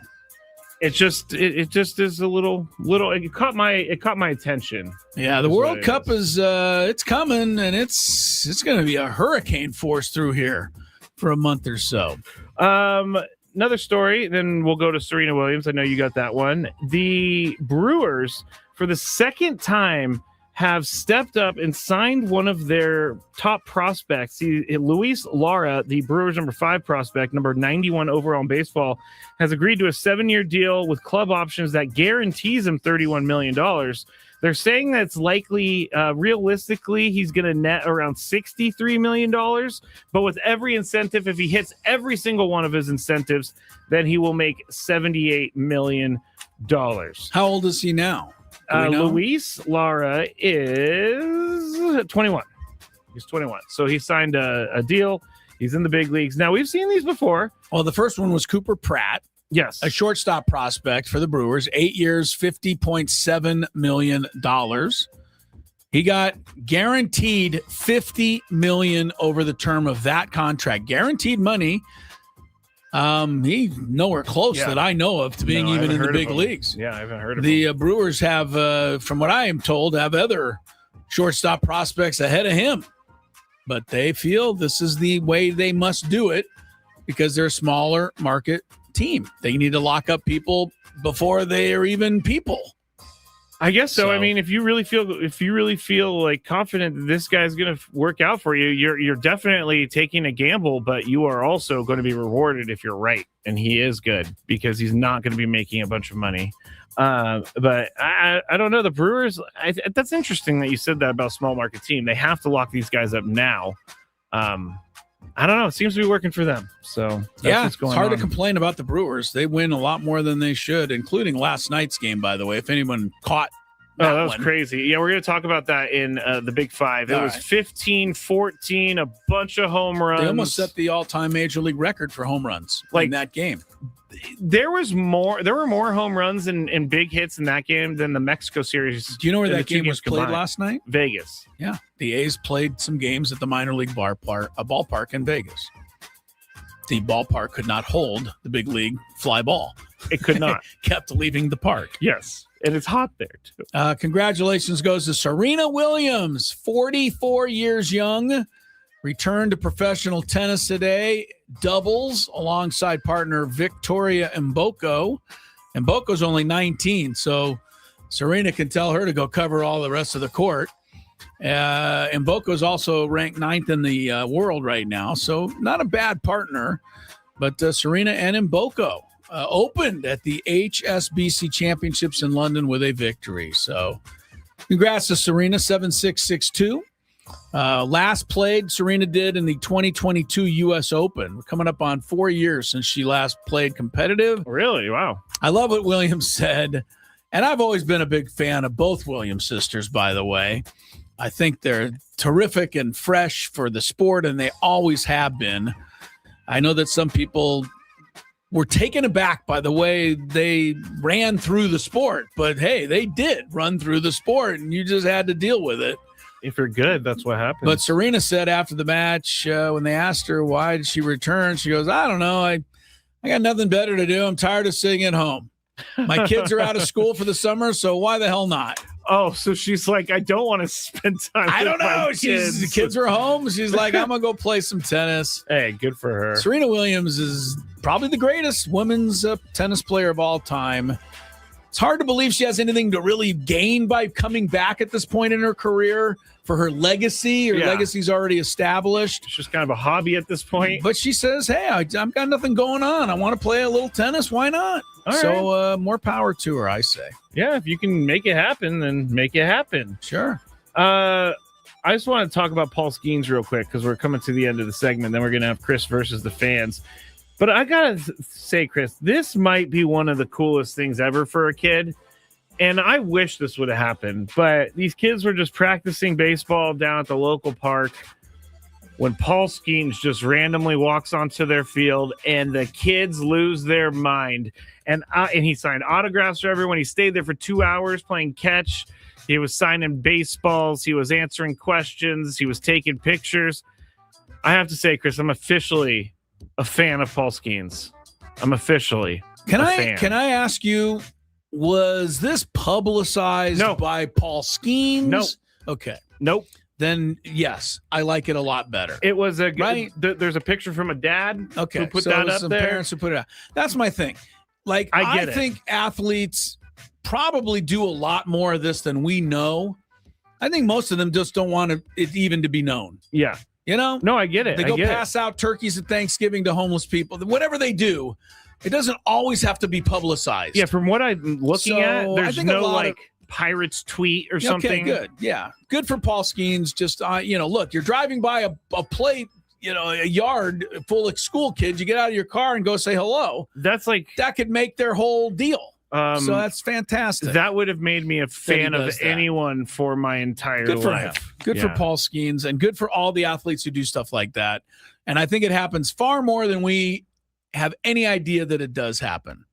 Oh, apparently Livy publicized it. Livy Dunn, his girlfriend. Yeah, Livy. That's fine though. That's a girlfriend. Yeah, that's not that's not a professional PR company. I would tell Livy to leave it out. Just let me do this stuff. I'll let her No. I'm officially a fan of these two. I'm a fan. I don't know how I became such a fan, but I am. All right, we need to go to break. Chris versus the fans next. 833-288-0973.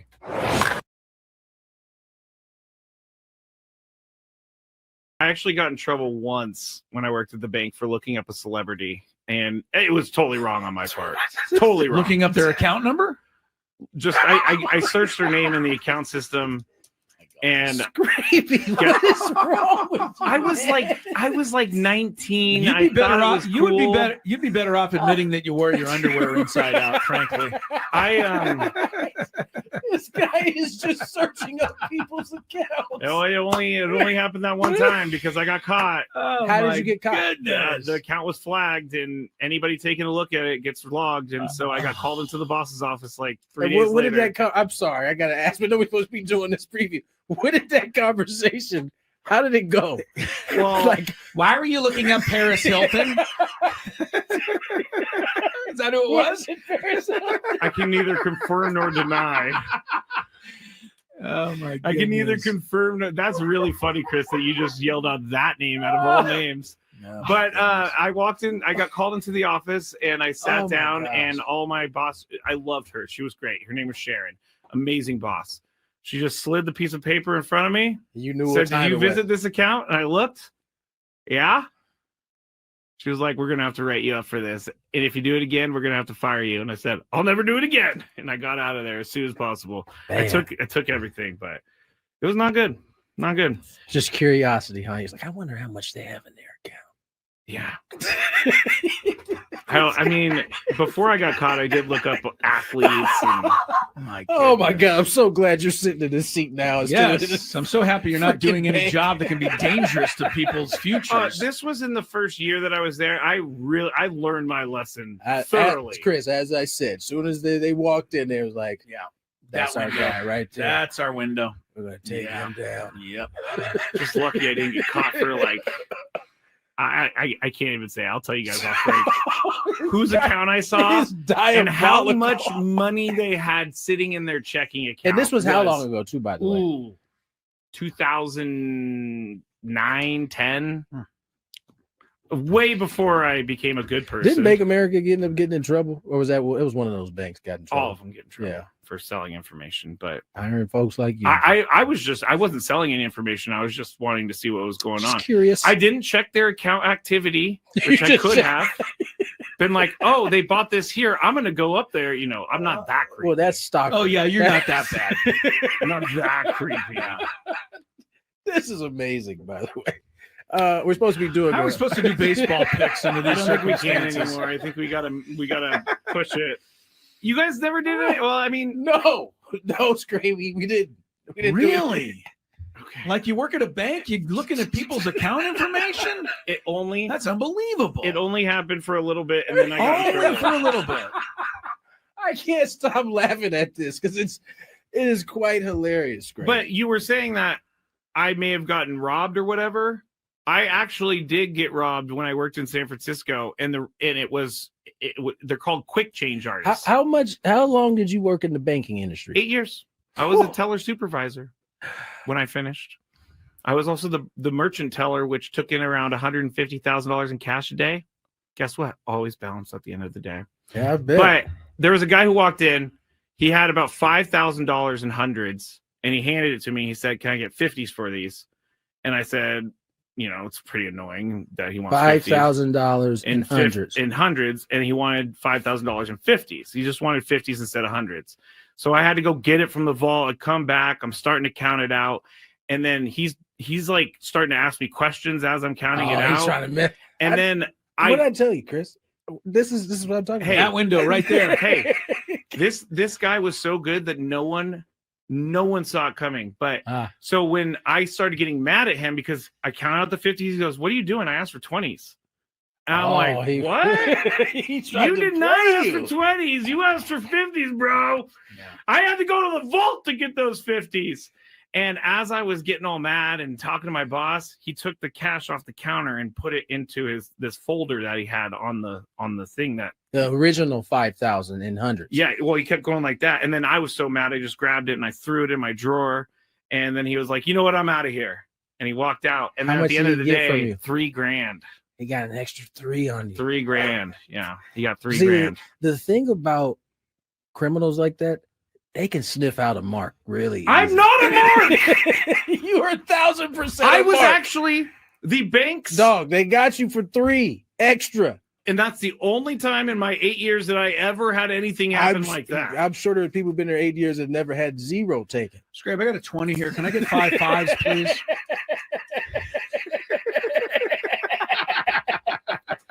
I hate you guys. Let's get to that was one of the worst moments of my life, but you know what? It taught me a lot. Never trust anyone. And away we go from the Bill House Studios, where we know how. Chris Ello, Tony Gwynn Jr. at Petco Park, Padres, Reds. Ball game tonight. Scraby's alongside here, Odyssey Palace, as we work our way through a Tuesday. I wanted to just very quickly, before we get to Chris First the Fans, thank the folks at the Balboa Golf Course out there. The Balboa, you played that one, Scraby? The 18, tough course. I love that course. Yeah, me too, but tough. It's long and narrow, and yeah, I don't know. Makes you question your golf skills. Yeah, I was going to say, I don't know what you love about it. But, it's a nice view. It's got some cool there's holes. some nice views of downtown and the whole thing. I agree with that. And just so you know, this is not a payola thing. They don't pay me to say anything or give me any deals to play there, but they're very good fans of the show. Oh, I didn't know And they listen that. over there. And so I want to say hi to them. And they were funny because I don't know if you remember a few weeks ago, I played there. And remember I told you the story when I hit the ball over the green into the sand trap on the hole behind. Oh, yeah. And the guy went over and picked up my ball and threw it back and said, "Here you go." And I was like stunned into silence and disbelief. Like, why would somebody pick up my ball and give it to me? That's not what I wanted.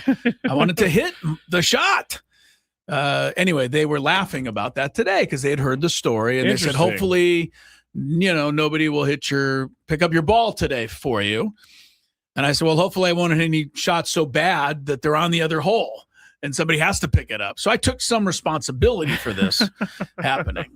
But anyway, I want to say hi to everybody over there. That's awesome. They listen to the show, and that's cool. I used to play the 9-hole short course. Yeah, it's a good fun course too. When I first stopped drinking, that was my thing. That was your go-to? I would just go anytime I had a craving. It was, let's go hit some golf balls. Let's go play 9-hole Balboa. Yeah, challenging Balboa 18 for sure. Definitely. But I felt like I had a pretty good day today, Scrape. Had my moments of glory and a couple of moments that I'd rather forget about. Really?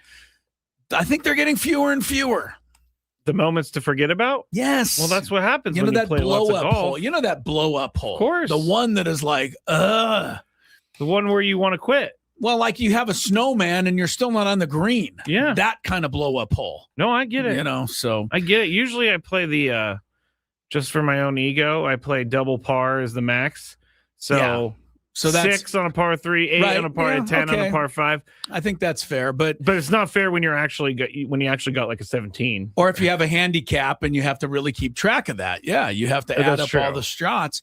The thing that gets me about taking a snowman on a par 4 and sometimes not even finishing the hole, right? I'm struggling so badly, or I've hit so many bad shots or whatever, is that I'll come right back in the next hole and get a par or something with 4 great shots in a row. And I'm like, how is that the same person hitting the ball here? It's kind of like baseball. Doesn't make in that any way. sense sometimes. It's kind of like baseball in that way, where like you could strike out 100 times in a row, but then you could also like the Manny hit a game-winning home run. This was like the Manny bats last week in Philadelphia.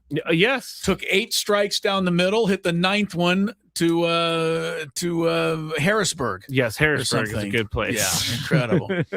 All right, let's get into some Chris First the Fans. We had a good matchup yesterday. I bring our old friend Robert one. You know Robert. He plays a lot. I know Robert. And as I told Robert, I said he plays a lot, but he doesn't win a lot. Ooh, those be fighting words. He agreed. Oh, he agreed. Right. But he won yesterday. So let's see who wins today. And the winner will be giving a chance at our grand prize 2-night stay at the Town and Country Resort, $250 food and beverage credit. You can work on your resting vacation face this summer at Town and Country Resort. They have 3 pools and a 4-story water slide that has a name. The name is Twister. Make Town and Country a family favorite. Rates start at $199 per night, exclusively for fan listeners.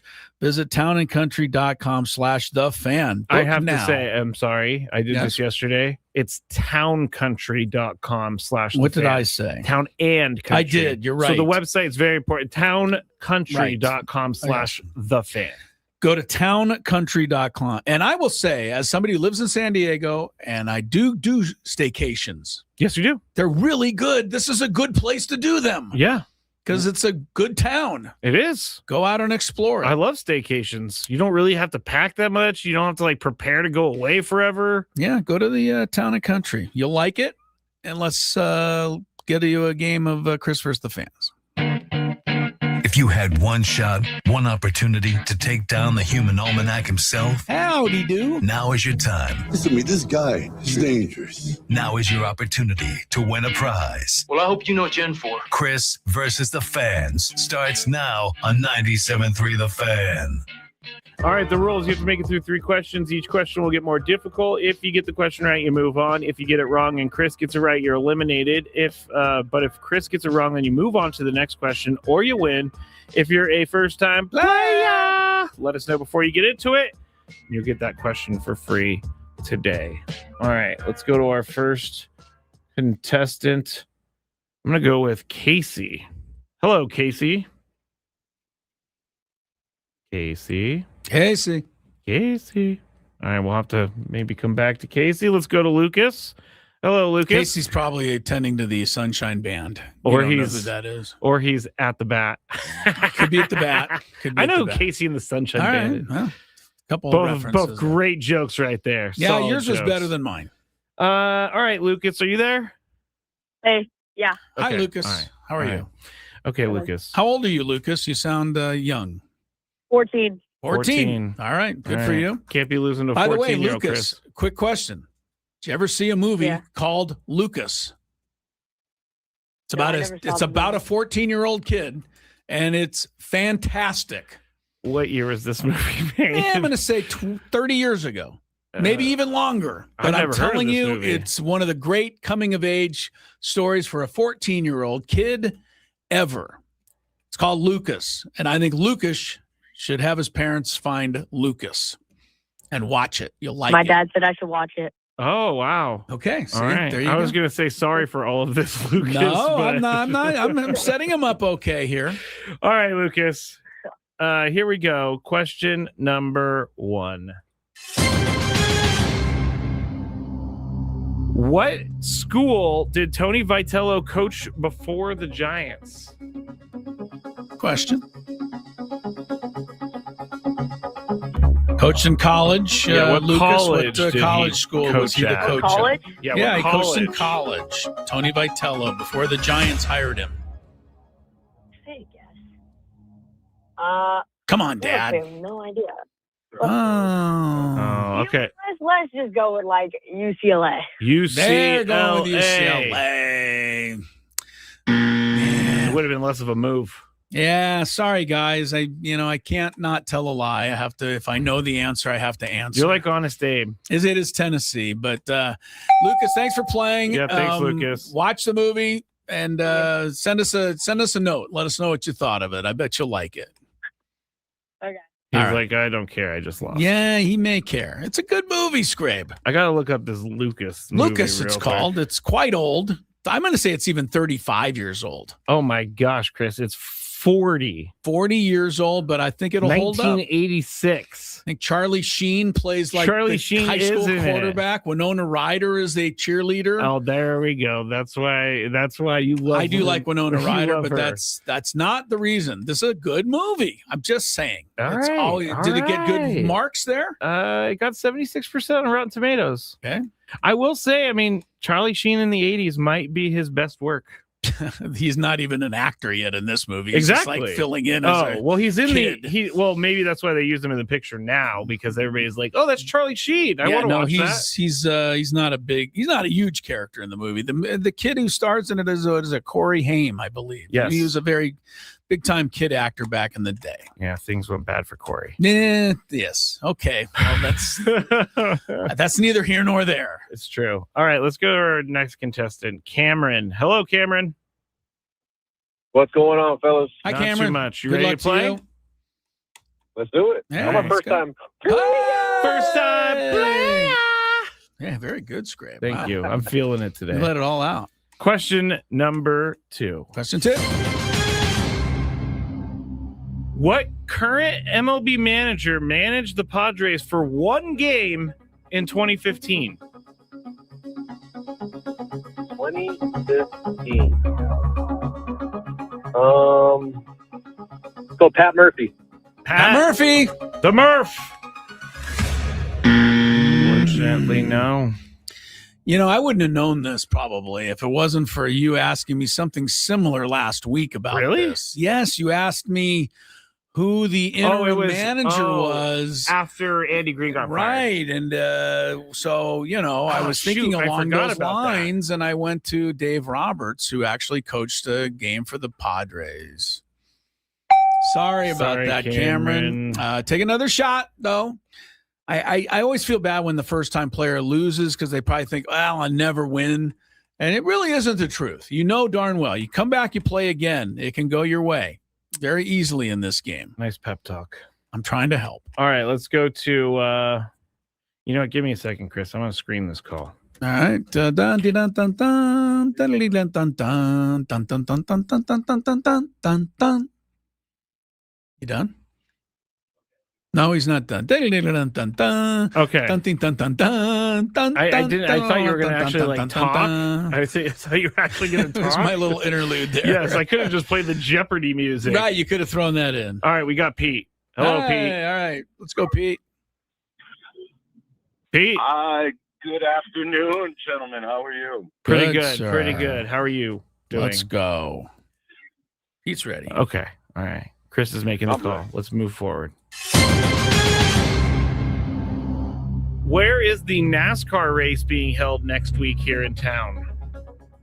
Naval Base Coronado. There Right we on it, go. Pete. Very good. Nice job. I can't believe that's upon us already. Next weekend. Next weekend. Wow. Frank told me that he had some big stuff going on with the show, so there's a possibility we get a drive around by the end of the week. I will love that. By the way, do you know this is one of the longest tracks? It's like over 3 miles, which is not yeah. something that they usually do for Well, a I road listened. course. I listened to the Braden Soprenin show. I know they're going over the Coronado Bridge, right? Oh. Sorry, Braden.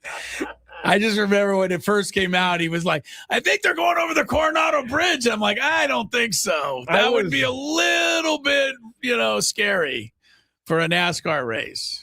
All right. It would be amazing, but can't imagine a fender bender at the top of the bridge, No. Probably wouldn't be a good That wouldn't idea. be good at all. No. All right, Pete, here we go. Question number 2. That is funny. I completely forgot about that. I really wanted it to be true. Yeah, right. You were like, hey, that sounds great. But the more we thought about it, like, no, that can't be true. And it's not. All right. Go What ahead, Pete. WNBA team had the first overall pick in this year's draft? Oh, goodness. Was it Dallas? Wow. Oh, very good, Pete.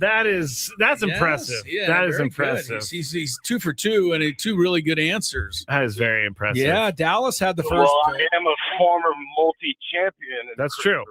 Well, this you is true. sound like you're about This to is true. return to the winner's circle here, Pete. All right, here we go. Question number 3. I hope that this wasn't asked yesterday, but it's still on the list, so I don't think it was. The first international NFL game was held between, get it, the St. Louis Cardinals and the San Diego Chargers in 1976. What country did they play in? Oh, my God.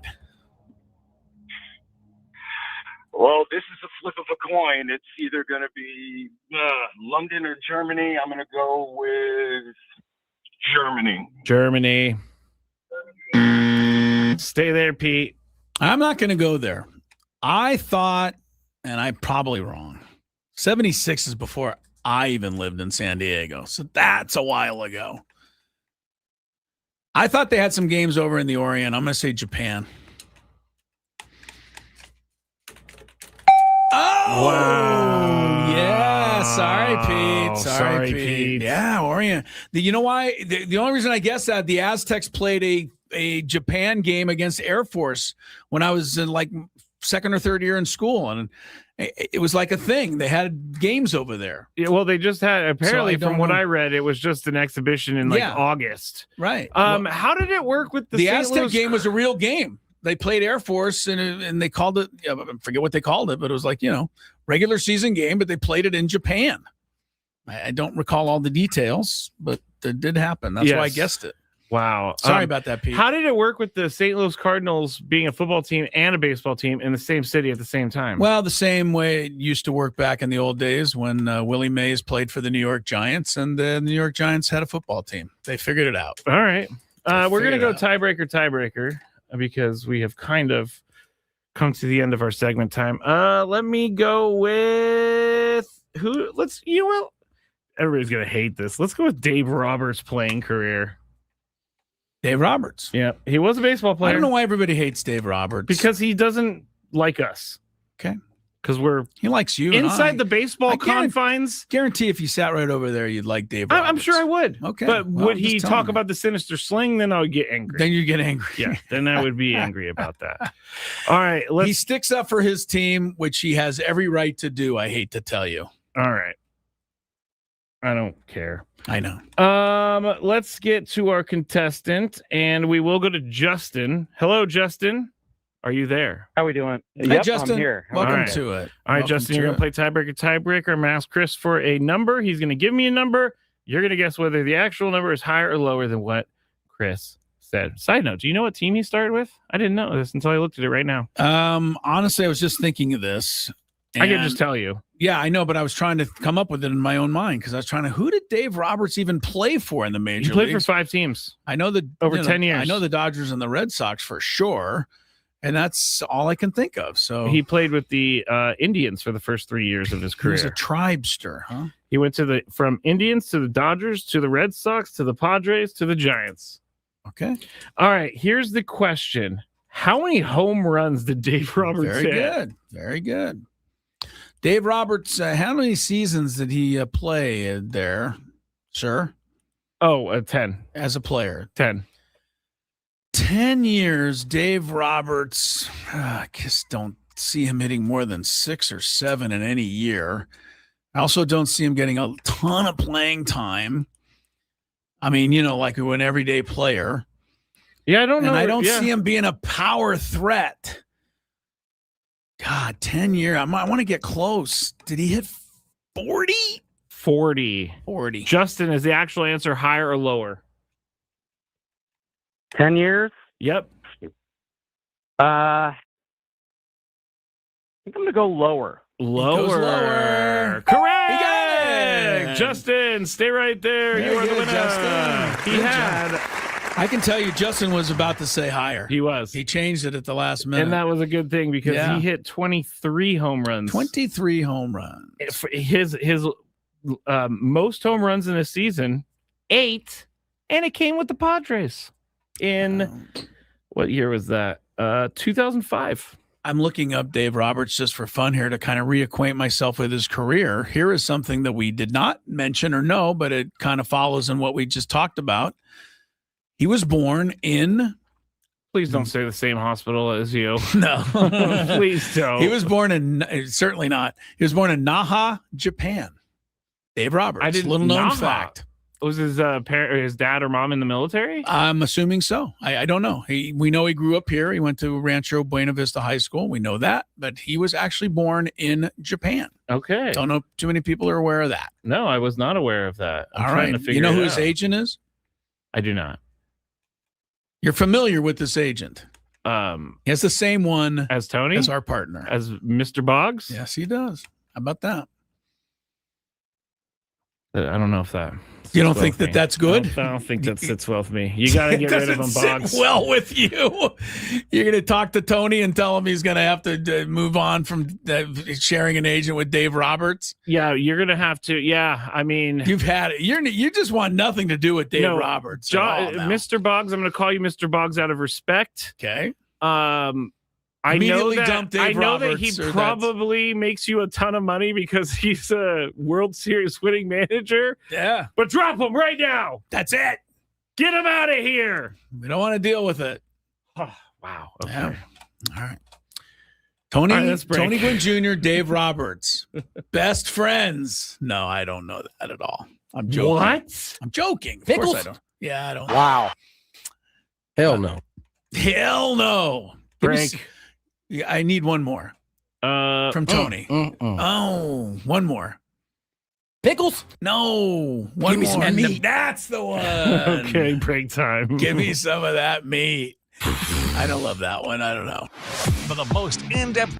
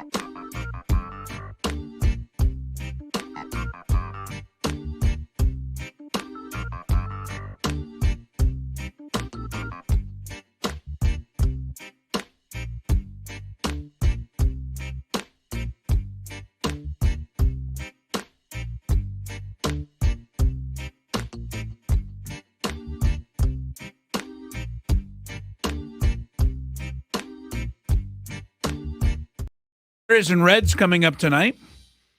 Crisello, Tony Gwynn Jr., Scraby, Gwynn and Chris, Lucas Giolito. 2-1, 4.86. Not great, really. Chase Burns, 7-1, 2.05.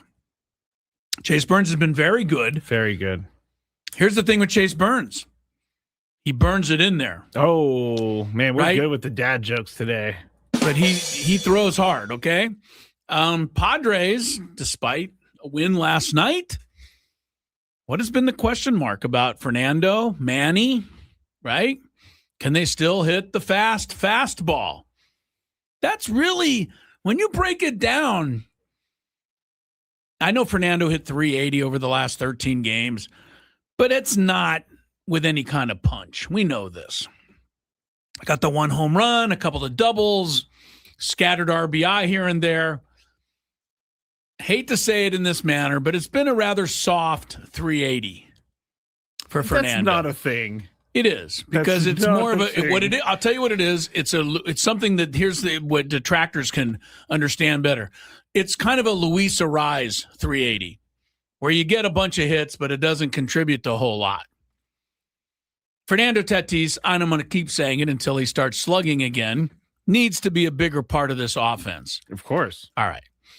But the one thing that people have said is, does he catch up to the fastball anymore? He doesn't pull the fastball. I don't know that people are asking that about Manny Machado yet. They should be. But I don't know how much lower the average can go for Manny. He's 0 for 4 again last night. Yeah. I mean, we're just kind of accepting that, next game, 0 for 4, 0 for 4. Every once in a while hits one into the seats, then 0 for 4, 0 for 4. Anyway, those two guys will get tested tonight is what I'm saying by Chase Burns, because he can throw hard. It looks like Fernando against the fastball this year is hitting 3-something. Where did it go? I don't know. Oh, there it is. He's hitting 301 against the fastballs this year.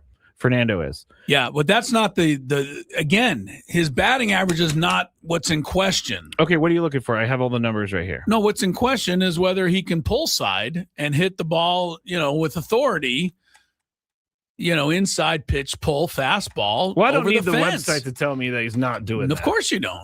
Of course you don't. I don't need a website to tell me anything. I see the games. Just like Manny said the other day about all the analytics. He doesn't need any of that crap to tell him that he's not doing well. I liked what he said. He pretty much knows, right? It's pretty obvious that he's not hitting well. The WWDDVV or whatever he said. Yeah, and as he said, knowing any of that stuff is not going to help pull him out of what's happening. It's probably going to make him worse. So I'm just worried about everything. I'm looking at Manny Machado just to close the circle on this against the fastball this year. 197.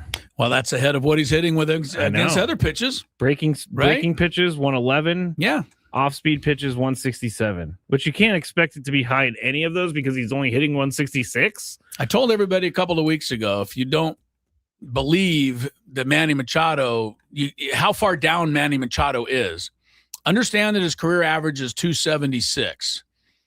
He's hit 176 for 2 months. That means he'd have to hit 376 for the next 2 months to get back to normal. Yeah. And that's pretty unlikely. Does not seem likely. That's like Manny Machado is going to all of a sudden hit with the continuity of like a Tony Gwynn for 2 straight months. Not likely at all. So I don't think Manny's ever going to get back to the batting average number. Here's something interesting about Fernando in his pull percentage. His pull in the air percentage has gone down from his career high every year since 2021. So last year he had a 12% pull in the air percentage, and this year he only has a 9%. So he's just not been pulling the ball at all in the last couple seasons. Well, I'm not going to get into any launch angle stuff or bat angles or any of that. That's based on a real outcome. All right, whatever the outcomes are. I'm going to just say what I'm seeing, and it's the same thing you're seeing. Fernando does not hit the ball in the air hard. No. Just doesn't. If he did, he'd have more than 1 home run. End of story. There's no other discussion necessary. But what a majestic home run that was. Yeah, Chris. my goodness. It was the one that was going to break him out of it. Remember? He's going to get one, and it'll just start coming in waves. Freddie Fermin has 3 times as many home runs as Fernando does. I mean, it was going to start coming in waves. Guess what? It's been, 40 more plate appearances since Fernando last homered. So, yeah, I didn't think we'd have to start another countdown, but here we go. How are the Padres going to do this? Oh, my goodness. They won last night. We were feeling good earlier, but when Reality's setting in. Well, when I looked at the box, and I mean, the best 3 guys go 0 for 12 again. Like, that's almost commonplace now. How long can it continue? Jackson Merrill? At least 97 more games. Nice. Jackson below 200 again? Yes. He's 198, I believe. Man. All right, let's do some Big Five, get our minds off of things. That's next on Gwynn and Chris. Gwynn and Chris.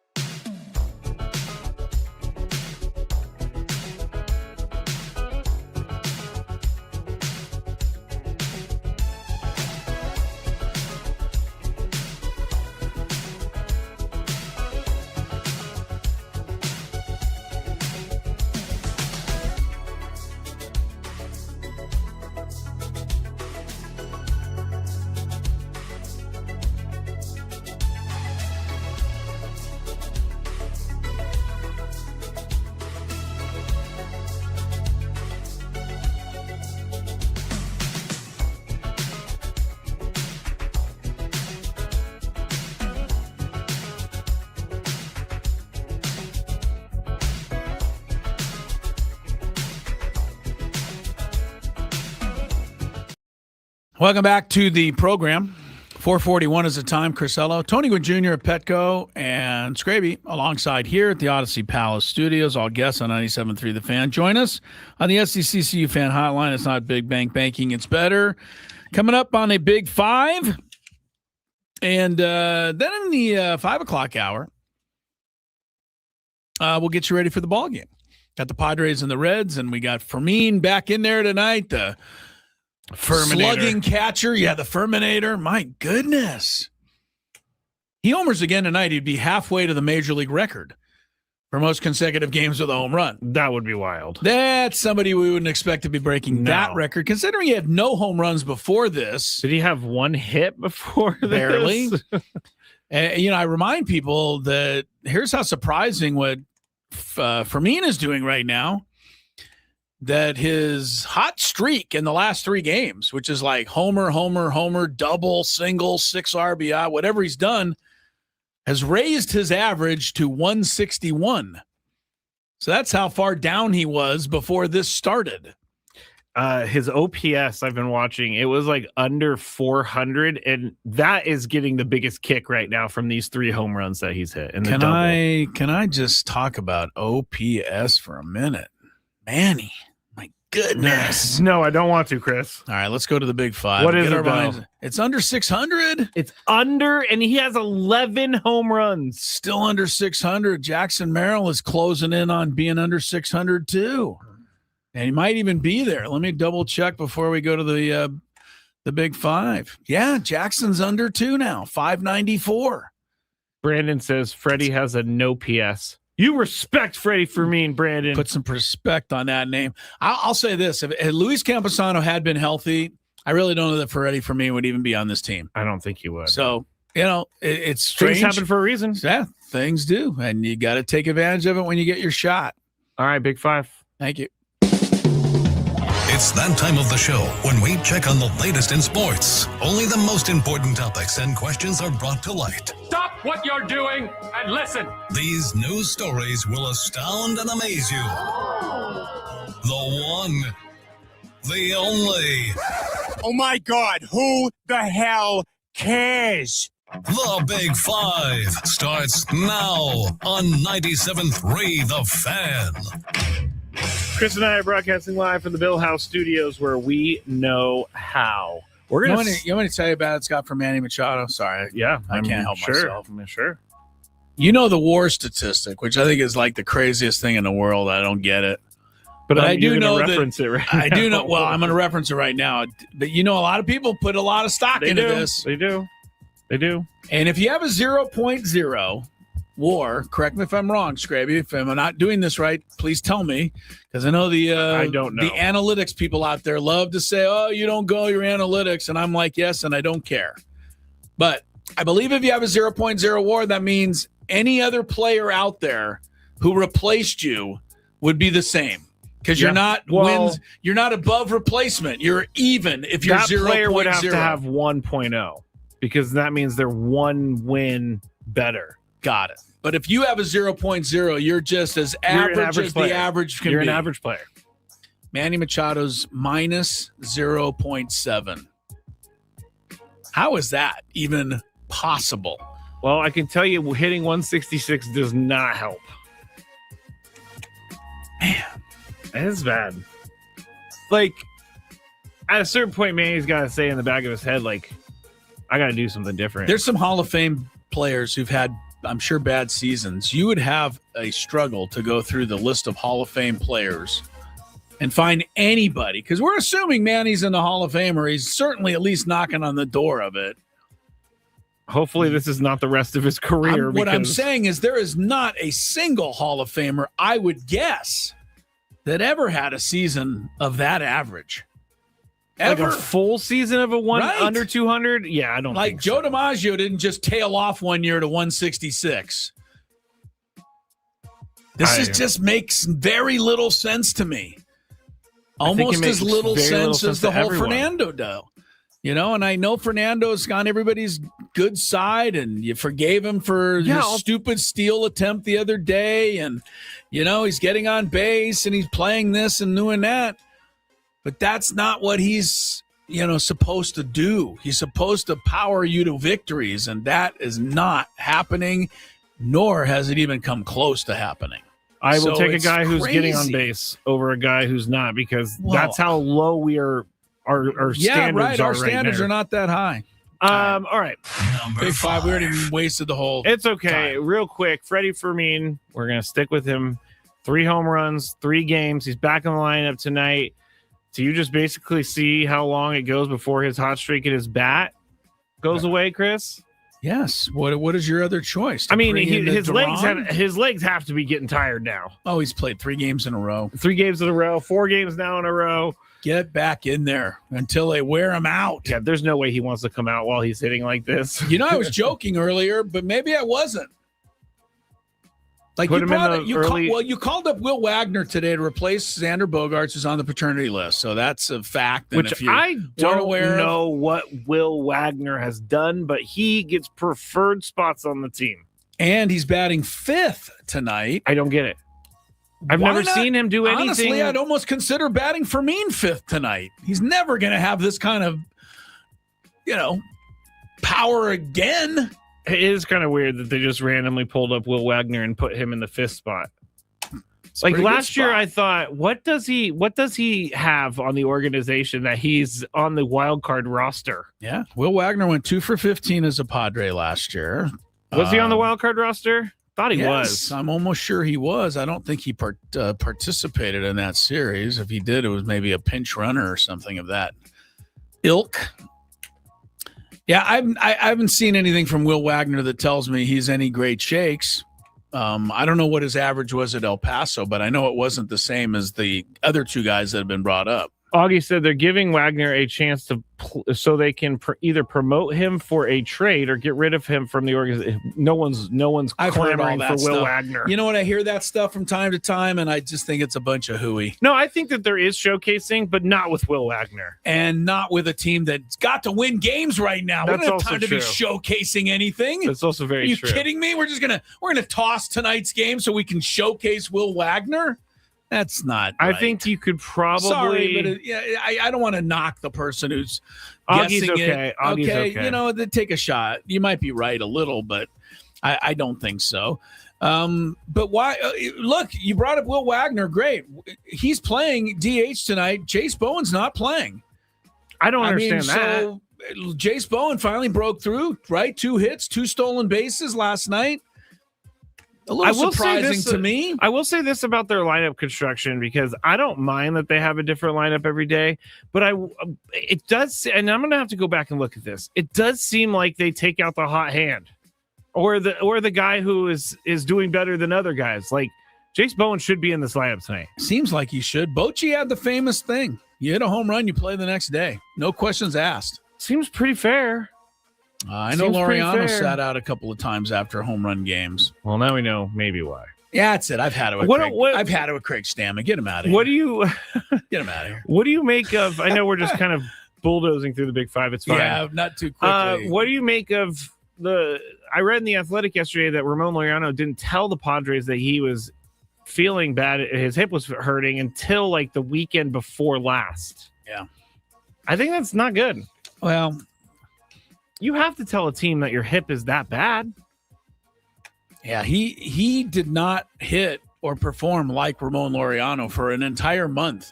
And had he maybe said something, I hate to say it, he might have had surgery anyway and have been out for the season. Yeah, but it wouldn't have had to watch him go, 3 for May. If they found this out, he hit he barely hit 115 in the month of May. And that's because they kept sending him out there figuring that he'll become Ramon Laureano again. Steph says, well, it's been hurting since 2021. And I get that. All these guys probably have injuries from the past that bother them from time to time. But to not tell the team that it's bad enough that you're maybe going to miss the rest of the season because you need surgery, it seems like an miscommunication. Seems like an oversight. Miscommunication. Because in spring training, if they knew this, they could be like, we got to find someone else. I wish I would have known in spring training. I could have found somebody else. Yeah? Okay. I had to get Laureano and cut him from my fantasy squad yesterday. And you know what happens in my league when you cut somebody? There's nobody there to replace them. No. So No. goodbye, Ramon. Did you get Jonah Hardly knew you. Cox? That's how low down the. That's how low you have to reach in our league. Sorry, you have to reach lower in our league. Jonah Cox is already on a roster.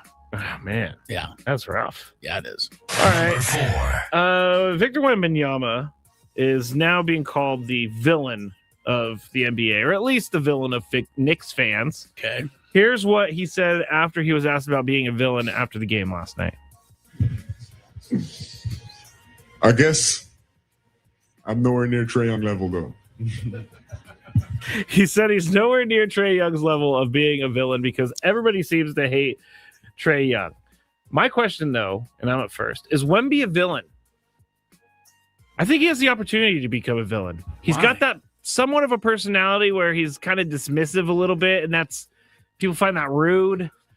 He made jokes like that. I think Wemby is going to be a player that's so good, people are going to hate him, and he's going to become a villain. And pushing Jalen Brunson's head down into the floor also doesn't help things. Chris? Wemby's the next book it. Huge global superstar in the NBA. Oh, yeah. Oh, yeah. So the fact that you say everyone's going to hate him couldn't be further from the hate truth. him as you in, may like, hate he's him. too good. You may hate him. People love Wemby. It's just simple. Who wants to play? Because they want to see such somebody, a random team. Because you know why we love Wemby, and I've heard even people like Barkley say this. We love Wemby because he does things we've never seen anyone do. Yes. Ever. Yes. Nobody 7'5" does that. No, I get it. So I he's agree with pretty that. beloved. I'm sure the Knicks can try to make him whatever villain they want during this series because you're going to do anything you can to win it. You push my star player's head into the ground. I'm not happy with that. Do something about it. I will. Take out your legs, Mr. 7'5". Number 3. The Jets have no nationally televised games this coming season, and when asked, head coach Aaron Glenn said, "You need to earn it to be able to play in nationally televised games." Chris, do you think all teams should play at least one nationally televised game? Now, that was the rule for a long time. Yeah. But now and everybody at least got to play a Thursday night game. That's right. It's no longer the rule. But now it's not the rule. It's no longer the rule. One of the victims of that rule this year is the Dolphins. They do not play a national game either this year.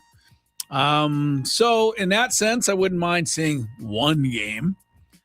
But looking out for everybody else, whenever they would have that one Carolina-Tennessee game, in mid-October on a Thursday night, it was like, ugh.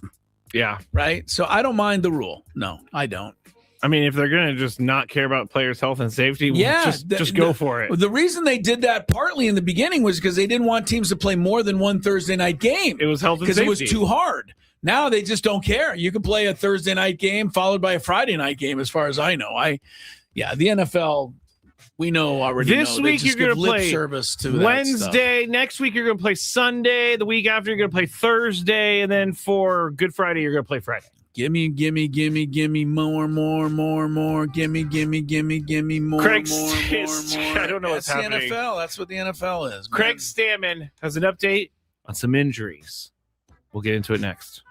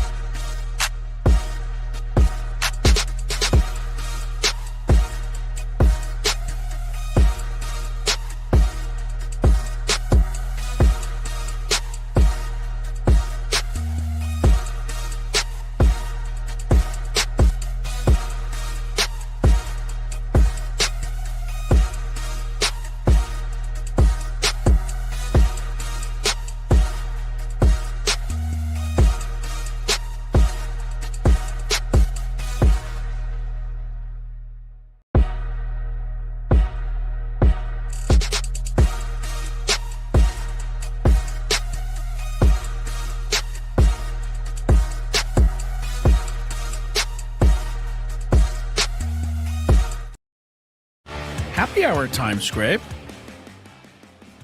We were a little happier today because the Padres did win last night, 6-2 over the Reds. It's amazing what one win can do for your mood. How about, you talk about an explosion there. 7 hits in 2 innings for the Padre offense. Kind of seemed like it equaled their total for the month of June. I think it did. And really, I know Bogart started it, got the double. Sheets got the double, tied the game. But I thought what really kicked it all into motion was, of all things, bunt, bunt, bunt. 3 straight people bunted, and they all got on. And by that time, you had the lead. And frankly, the Padres blew the inning because after they took the 3-2 lead and they had the bases loaded on all 3 of those bunts, there was nobody out. And they got Fernando, Merrill, and France. Nothing. Didn't get any more runs. AC wrote about it where this is that's becoming a bit of an epidemic in a lot of ways. And it didn't cost him last night, but you got bases loaded, nobody out. Come on, you need a run somewhere. AC wrote it's not normal. He didn't write this part, but I'm just paraphrasing. It's not normal to have the bottom of your order just go 1, 2, 3, 4, 5 and go down the line, and then have the top of your order completely kill the momentum that the bottom of your order just created. Completely kill it. Well, the bottom of the order last night was 5 for 9 with 5 RBIs. Yeah. And 3 runs scored, a home run, and 3 steals. Yep. The top of the order, and I'm just going to leave. Look, the Fernando, Merrill, Machado triumphant. Okay, that went 12 at bats. 0-0-0. No runs, no hits, no RBIs. I think Fernando got a walk. Maybe. I have to look back on that. He did. How does this keep happening, though? We wouldn't bring it up if it only happened once in a while, because that's baseball. Yeah. You have a night where everybody's off and nobody hits, and okay. But this is like you're going into every game. How long have we been making that funny bet where I go, what's the over-under on hits for Manny and Fernando is 1.5, and we go, well, it's got to be over, and then it's under. Yeah, a lot. They don't make it. A lot. I know that small ball is part of the game, and last night they needed to do whatever they could to win this game. Yeah. Well, but it's not going to work. 3 bunts in a row is not going to work every night. Well, normally of the 3 bunts, one of them is fielded. One of them is going to get picked up and thrown to a base. Yes, the Reds couldn't pick up any of the 3. That's why they did it 3 times in a row. But that was the reason that the Padres won the game. It was a bit comical. It really was. And I think 2 of those bunts were called hits. So that increased the number of hits they got. But look, it doesn't matter because they won, and let's just give it one night rest of criticizing everything that they don't have. And let's just say, hey, we won a game and be happy with that, because it sure beats what we had going into the game, which was a 5-game losing streak, right? 13 out of 17, and all of the statistics we regurgitated yesterday. One of them, by the way, has not changed. They've still gone more than a month, May 5th, since the last time they got more than 10 hits in a game. I don't know how much longer that can go. I was talking to a guy who is a big Cubs fan, huge Cubs fan. Oh, man, they've been going through it too. He goes, what he said to me? He said, oh, it's great to talk to someone who feels like a Cubs fan feels. And I'm like, what are you talking about? Feels like a Cubs fan feels. And he kind of explained it to me, and watching from afar, I haven't noticed, but the Cubs have also struggled to get hits. Struggled. The struggle sauce for the Cubs, they're closer to last place now than they're even to the top. Bregman basically cried his way through a press conference the other day. Nico Horner hasn't hit his weight for a couple of months now. I could give you all, every guy in that team. Michael Busch had 34 home runs last year. I don't know what he's got this year, 3, 4. So, yeah, the Cubs are a disaster. PCA is very up and down. He's very volatile. Well, he was the player of the week last week in the National League, which just kind of makes me mad. It makes me mad, too. Honestly, I don't think PCA should ever be the player of the week. I know that I'm, that he's my ultimate get off the lawn player. Really? The ultimate for you? For me. I just can't stand his me attitude. He definitely has that. Don't like it. I was watching a Cubs game and it ended. And I just had it on in the background, and they were interviewing. Who are they interviewing? I think Michael Bush had a walk off or something the other day. I don't know, but it's all about PCA. But here's what happened about PCA. During the interview. PCA came out and had to hug his teammate and had to say something into the camera about his teammate. It's like, dude, that's your teammate's time. Why are you coming over there and why are you inserting yourself because there? You can't help it. You can't but help you yourself. Can. He can't. PCA is just I don't know the guy from here to that door, but every ounce of my being just feels like he is a spoiled brat and has been his entire life. I can't say and that. I think he's been. You don't think? I can't say that because I don't know. I don't either. I said this is the image that he gives off to me. I don't disagree that that's an image that he gives off. Okay. And he says the right things. Like you've brought it up. We brought this up multiple times where a kid slammed his helmet. He found out about it. He said, I don't want kids to do that because of me. So I'm going to get things together. Is he just saying that? Well, I know. I think he believes that he would like to get things together. But when some lady says something stupid to him through the fence at a game, he can't help but act like a total, jerk. Yeah, he said something that what he said inappropriate. What he said was so inappropriate. What she said was so inappropriate. But fans are allowed to do that. Yes, I'm not absolving her. But look, if that's life in the big city, sir. You're playing the White Sox. And it's Chicago. You got to expect you're going to get some of that. All right. Do you want to hear from Craig Stammen real quick? I do. On these injuries? He's updating us on some injuries. Look, we have, a few of them. And Laureano, we don't need an update on because he's out. He's not even worth talking about. But the guys that we are trying to get back here, Campusano would be one. Matt Waldron, is he? I know he's in this, and everybody's also, like, I don't want Matt Waldron back. Well, you never know. You might want him back. Herman Marquez is also Herman Marquez. All right, let's hear about it. Matt Waldron through a simulated game today. What's the latest on him? Yeah, he looked good through up-down simulated game against some of our hitters. Looked sharp, pain-free, and looks like he's ready to go out on a rehab assignment. It looked like Luis Campusano caught that sim game. What's the latest on Campy? Yeah, Campy caught that game. He's able to catch, in a situation where he's just catching, still getting out of his crouch, being able to throw, being able to move around. Those are still things that are a little bit difficult to him. Swinging full speed, he's getting closer to that. So still a few boxes to check, but it's nice to see him out there catching. Herman Marcus has been on the rehab assignment. He's back here today. What's the latest on Herman? Yeah, Herman had a good rehab start Sunday in El Paso, and he'll be back with them for an extended period. I think he went 2 innings last time, and now he'll bump it up to 3 or 4 innings. There you go. Anybody catch what I caught there? Was it the way that Craig Stammen's starting to become more and more like AJ Preller as he goes along. He said, check the boxes. He said, check the boxes. My favorite AJ Prellerism. He said that Luis Campusano still has to check some boxes. Sam's very good friends with Pedro, the Spanish announcer, radio announcer. Yeah. And so Pedro has been telling me and Sam every time I go down there that it's not Herman Marquez.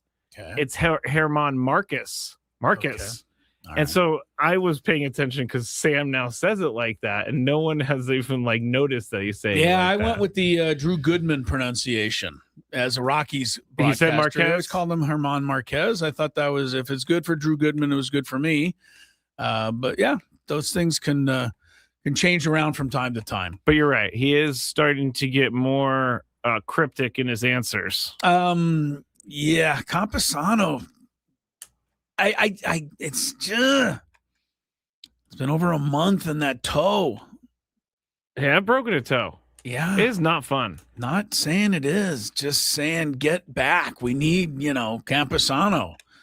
Can't believe I'm saying that when you think about it in that regard, but hey, now that we got Freddy Fermin hitting, we don't need anybody. Yeah, no, Freddy for president. Freddie for president. Yeah. You know what I do like about Freddy Fermin is that he seems to really enjoy helping his team, not hitting a home run for himself, but he really seems to enjoy doing something good for his team.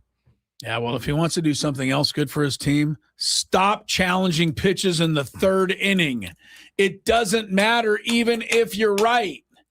I don't know how many times I have to keep saying that before a game is going to be lost because of it. I agree. There are some bad challenges from time to time. The timing isn't good for that. Timing's not good for it at all, but I mean, you know who I've also seen not challenge? I mean, Manny's challenged a few times.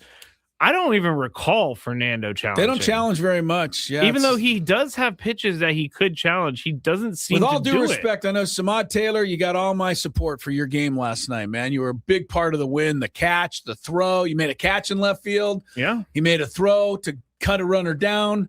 He had 3 RBIs. He had a steal. He did everything right, except for one major thing, and that is to use the last challenge on a pitch that was actually a strike anyway in the 5th inning. That's unforgivable to me. Has anything like ABS, like the game has changed so dramatically since ABS has been put in. I can't even imagine it without it now, to be honest. It is hard to imagine. Like, remember when they went to go play those 2 games in Mexico and they're like, no ABS here? You know what I would do is I would the home plate umpire and the team was out of challenge. Just because they kept challenging me, I'd start ringing them up. Yeah, you're out. Yeah, get out. Yeah, you're out. Yeah. Oh, you want to challenge? Sorry, can't do it. I think it's really funny when the umpire you're out of challenges. The umpire sounds very frustrated with them for challenging. He's like, well, red challenge. Well, Tony pointed out Matt McClain challenged 3 of 4 pitches in that one sequence. And same at bat. Yep. He challenged ball. He challenged the ball. Next pitch. And then the last pitch, challenged the ball again. And all pitches by Jason Adam were really good pitches. Angel Hernandez. That wasn't Angel Hernandez. Look, all 3 pitches were really good pitches. They were just a little below the strike zone. But as I said earlier, the reason Matt McClain could do it is because the Reds still had 2 challenges left. And then now it's late in the game. This is when you use them. Attention, Samad Taylor. Mm-hmm. And the biggest abuser and loser of challenges for us, Freddy Fermin. I think that's just a volume thing for him. Stop it, He's Freddie. going to challenge Stop the it. most pitches. Stop it. All right. Ready for break? I'm ready for break. You can stream Sandy.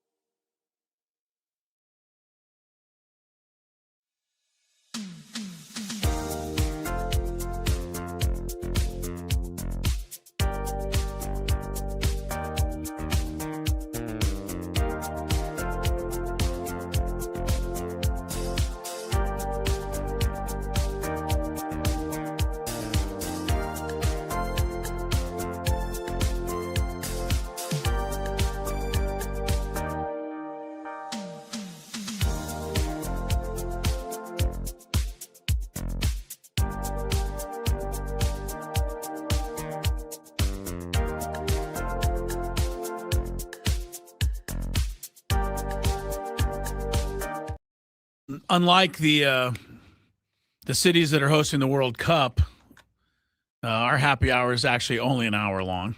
Oh, you mean we can't extend it by now? We're not going to be able to extend it just because the World Cup's coming. But apparently, according to Scraby earlier today, a lot of cities are going to be keeping their bars and, watering holes open till like 4 or 5 in the morning, and it's going to be okay. Just in case that straggler from Tunisia comes in to drink Yes, in at case 4 the Tunisians need to get alcohol poured into them from 3 to 5 a.m. I will say in other countries, our country loves their alcohol. Trust me. Yes, I'm one of them. But other countries love their alcohol a lot more. Well, so I don't know. Right? Look, you come to me. When you roam, you do as the Romans do. You're in America. Sorry, you have to do as we do. Not maybe as fun, but too bad. This is where the World Cup is. Staying open till 5 a.m. in Missouri is crazy. Yes, you can get plenty of drinking done before 2 a.m. Like, I'm not going to sit there and feel sorry for you because we're closing the doors at a decent hour. Has anyone ever have you guys ever heard that nothing good happens after 2 a.m.? Or 12 a.m. Or I think midnight. is what they say. All right, the Major League Padres and Reds tonight. Major League Baseball game, All-Star games coming up in a month. The game itself is not nearly as interesting as is picking the lineup as to who should play in the game. I think there's only one Padre on that list. Well, going through the list here, and what I'm going to say is I haven't looked at it yet. Okay, I haven't seen it either. But I'm telling you right now, before I look at any of this, and these are prognostications from David Schoenfeld and all those ESPN guys who spend all their time doing this stuff. Before I look at who they're projecting is going to be in the All-Star game a month from now, I'm telling you right now, if there's more than one Padre on this list, it's a Fugazi. Yeah, you can't have anyone We don't other than Mason deserve Miller. anyone on our All-Star team except for Mason Miller, and I'm sorry, I can't make a case for anyone. No. All right, so let's see what they have. Okay. We're going to do the National League because that's where the Padres play. You want to look up their American League stuff, feel free. Who do you got a catcher, Scrabe? You're not looking at the list, right? No. All right. This guy makes sense as the starting catcher. American League? No, we're in the National League. We're only doing National League. Good to see you're paying attention. He's hurt, but Drake Baldwin? Drake Baldwin. Yeah, should be the starting catcher. How about first base? Who's been the best first baseman in the first couple of months? See, you're good at this because you play fantasy. Yeah, but I don't have a You wish great you first had this baseman. guy. Matt Olson? Matt Olson. Very good. 2 for 2. All right, second base starter in the National League. This guy, I drafted him a couple years ago because he stole a lot of bases, and then I got tired of him. But now I wish I had him again because he is incredible. Is it Bryce Terang? Bryce Terang. 3 for 3, Scrabe. You've got them all. I truly don't have it open. You're doing well. All right, who they got at third base in the National League? You're not going to like Manny? No, sorry. I'm not going to like it. 166. I can't put Manny there. Please don't tell me Max Muncy's Very there. good. Max Muncy is there at third base. Shortstop, you love this guy. And the Padres are lucky that they don't have to see him this week. Oh, Ellie De La Cruz. Ellie De La Cruz, shortstop. All right, outfield, National League. These are starters in the National League. Shockingly, 2 of these 3 starters are on my fantasy team. Oh, wow. And I say shockingly because my fantasy team is in 7th place. Is PCA one of them? I don't have PCA. No, I mean but oh, is God, one of no, the he's not a outfielders? starting outfielder. No, Okay. he doesn't deserve it over any of these 3 guys. Ooh, this is actually pretty easy selection. Give me the I'm teams. looking at it. Well, one's a former Padre farmhand that, that has to be in there, and it makes all the Padre fans miserable. Why can't I think of it? James Wood. Oh, James Wood, yeah. Yeah. The other 2 guys are NL West guys. One's leading the majors in RBIs. The other's just a great star player for the Diamondbacks. Corbin Carroll. And the RBI leader in Major League Baseball still is Andy Pajes. So he's the last one. DH, that goes without saying. Right? Shohei. Ohtani. I was trying to think of someone funny. Oh, you were? Yeah. All right. Starting pitcher, they name one here in the starters. Paul Skeens. No. Yoshinobu Yamamoto? Let me tell you something. Paul Skeens, if all was fair and right, should not be anywhere near the top 3 in the NL Cy Young balloting right now. Oh, I know who it is. There is no way that Paul Skeens should be in there ahead of Ohtani, or ahead of Christopher Sanchez. What about Mizorowski? Or ahead of Mizorowski. Yeah, there's See, just no Mizorowski way. made it on a technicality last year, but he's actually playing he's his got way to in be this in it year. now. But those three guys are all easily out-pitching Paul Skeens. So it'll be interesting to see where this goes. All right, reserves. See, I'm such a big Skeener now. Yeah, and the reserves blinded for the by it. National League. I'll just run through some of these. The Rockies get their representative, and he's a slugging guy. Is he the catcher? Hunter Goodman, yeah. The Phillies, Bryce Harper, who's done a pretty good job, I must say. He's had after a they good year. kind of started giving up on him. Xavier Edwards, another former Padre, right? Xavier Edwards, Oh, he yeah, is a Padre yeah. guy. He's with the Yeah. Marlins now. Here's one that'll make you happy, Padre fans. As a reserve, Luis Arise. Yeah, they got him on the All-Star team. So It's when does projected- AJ Preller trade for him? Never. Why does anyone want him back? You hated him in the first place, and don't try to change the narrative. You all hated him. No. And I'm you going all to tell you the blamed correct narrative. him. I'm going to tell you the correct narrative. We just wanted to move down in the lineup. Great. So you're gonna go at Luis Arise and bat him 7th. How's that gonna change anything? No, he would end up in the top of the lineup because no one else could hit, and he's hitting over 300. He's Luis Arise again this year, and he's playing great second base. Yeah, that's true. Another guy that's having a bit of a rebirth here after we all gave up on Nolan Arenado. They put him in there at the moment. Shortstop, another former Padre, but having a great year. Never actually played. Well, I guess he did play a little for the C.J. Padres. Abrams? C.J. Abrams, yeah, very good. The other shortstop did until yesterday, lead the National League in hitting, Otto Lopez. It's so random. The only people who know him, me, because he's on my fantasy team. Well, And that's good for you. I've been lucky on that one. Breakout outfielder for the Cardinals is on this list. Big home run slugger. Jordan He's Walker. on your team. Yeah, Jordan Walker. This guy, I would have to take him off because of the fact that he jogged to first base and cost the Mets a run Friday night. Juan And that's not Soto. just me disliking him. That is just unforgivable. I was paying attention to New York media, and I wanted to find out what they said about this. Said it was unforgivable, but they won the game, so who cares? Yeah, incredible. Juan Soto. I can't stand it. And then another one, PCA. So there's on the All-Star reserves, according to this. D.H. Schwarber. Let me see who else we got. We got some pitchers, starters. We mentioned Sanchez and Skeens. You mentioned Yamamoto. Chris Sale deserves to be in there. Yep. Chase Burns pitching tonight for the Reds. He's on this list. Kyle Harrison, who until last night had been unhittable for the Brewers. Yeah. Max Meyer of the Marlins. I don't know much about that. Zach Wheeler might be a bit of a stretch since he didn't start pitching until like a few weeks ago. That's a name brand pick. Relievers, no question. Johan Duran from the Phillies deserves to be one. It's a bit of a surprise setup guy. Dylan Lee of Atlanta. I don't have his numbers, but he hardly ever gives up a run. But he only pitches like the 7th inning, before Suarez comes in. And there's one more spot on the National League All-Star team. Gotta be Mason And that's Miller. Mason Miller, yeah. That's it.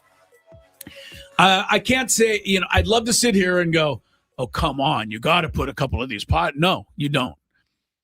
They've done nothing to I'll be deserve honest it. with you. If they give, let's say, some manager somewhere or the voting works out weird, and they give Fernando a lifetime pass to the All-Star team this year, that's just going to be so wrong.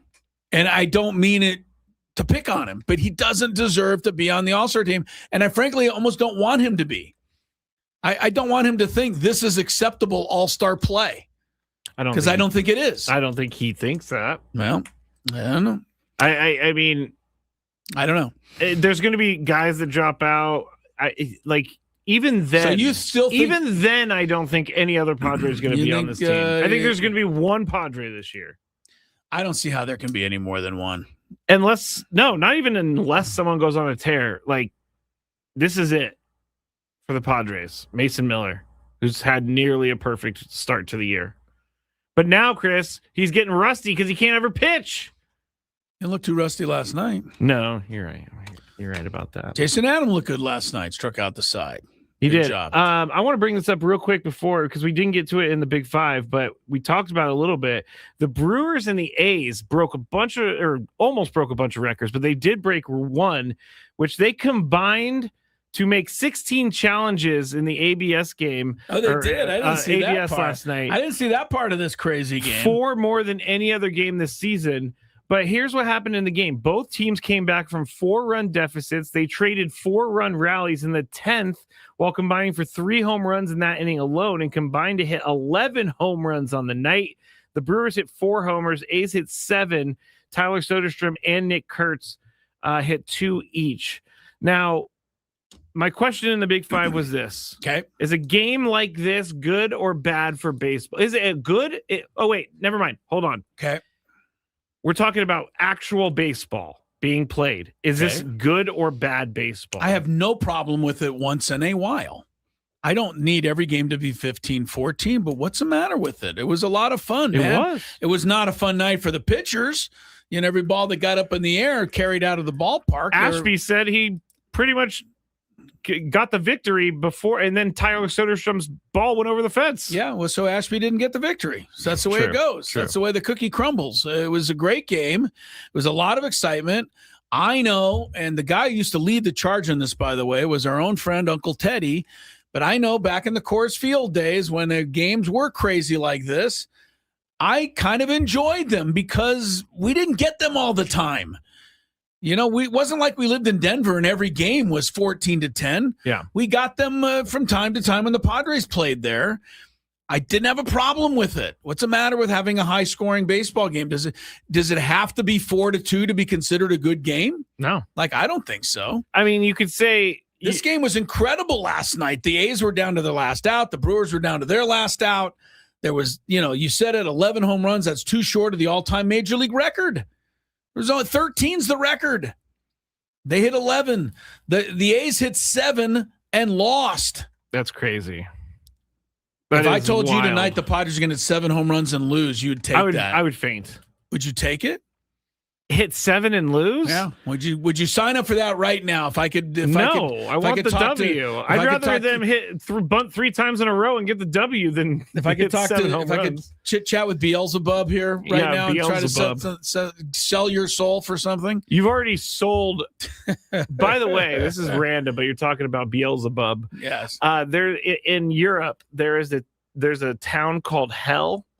And HE double hockey sticks. Yeah, and the bus number is 666. You take bus 66, right? Thank you. Someone goes, "That's ominous. You can't do that. You can't have a 666 bus take you to hell."